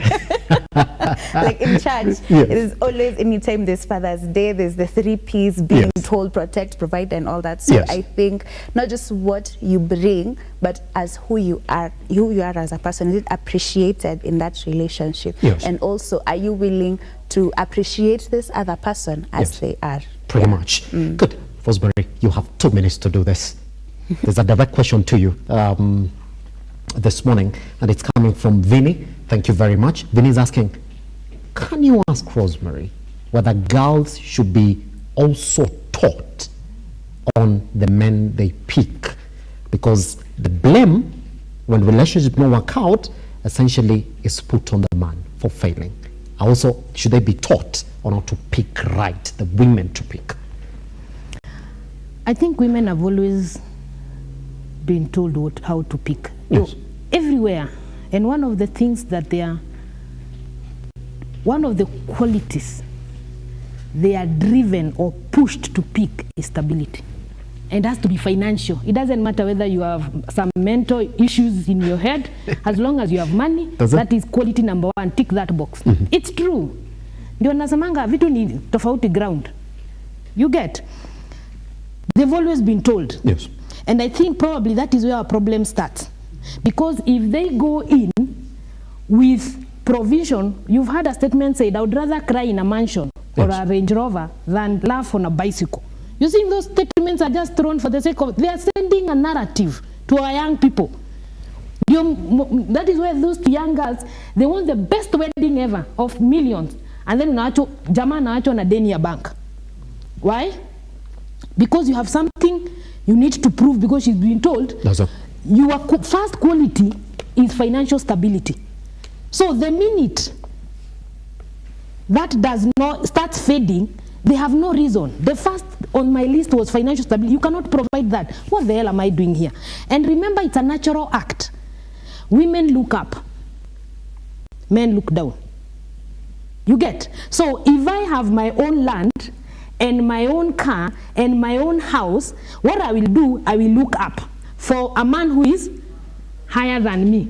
Na wakikosa kwa sababu wanaendelea kukosa, that is why you're seeing CEOs and directors of companies driving V8, driving along Nairobi University picking young boys for sex. Because wamekosa mtu wa nini? Na watu wa juu wamekosa, to be very honest. Do a survey of how many lonely, empowered women we have in this society. Those are the people who are sleeping with our sons. You understand? Because naturally, tunaangalia juu. So the only time a woman will look down like this, jua ni kubaya, amekosa. So they come for my 22-year-old. You understand? That is the reality, and we need to tell people this. Yeah? And there is something that I will always say. He talked about men neglect. But there is a statement that I always make: take care of the boy child, and the man will emerge. There is no, hakuna kala green na yellow hapa. You don't take care of these young men here, you expect beasts. And don't call them, they're actually victims because you didn't take care of them. So when akipita na mtoto wako, unasema hawa wanaume ni wanyama. Si wanyama, you made them animals. In any case, you've also said, they stayed with animals the first time before I came along. So they have an instinct of animal in them. What we do, we actually push them to react to that animal instinct. You get? Even during this femicide, I will take women, and this is reality. Me, by the time I figure out how to put my man down, stress miaka mingi, I can tell you it will take 5 years. Kumchore, we are very slow, but we execute at the end of the day. We do execute at the end of the day. But it will take miaka ngapi? You can hit me, I die. Na ukitoka pale kwa mlango upatane na mwingine, you hit them and they die. You have no wiring yako sio kama yangu, and she said we are different. And if at all your wiring is different, then don't you think the society is supposed to acknowledge that fact, put in resources, invest in you to make sure that you are a normal human being? Why are they not doing it? All they are doing is blame you. He mentioned about the second lady. Yes. She's doing boy child. None of us lives in a vacuum. None of us lives in a vacuum. We need structures and system put in place to put the boy child at the same level. Kwa vitabu, document, policy, ipelekwe bunge. Sio maneno ya advocacy is good. But as long as we do not sit down and decide, gender policy document is supposed to be all inclusive, we are doing nothing.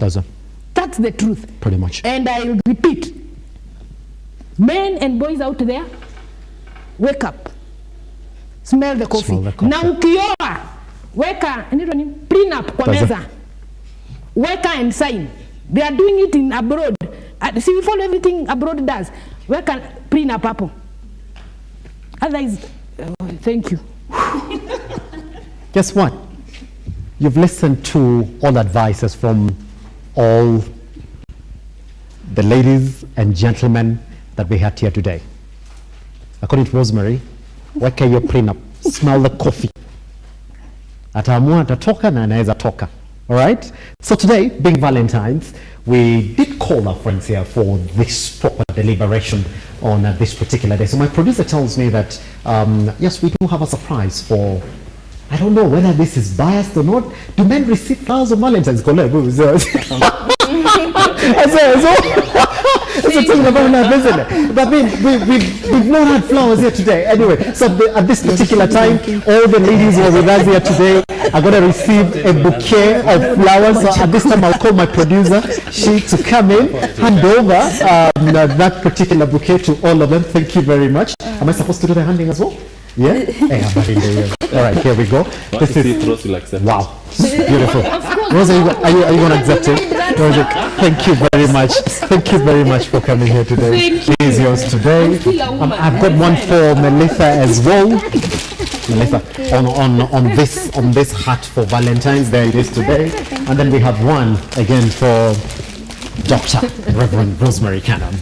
Thank you very much. Karibu sana. All right, there we go.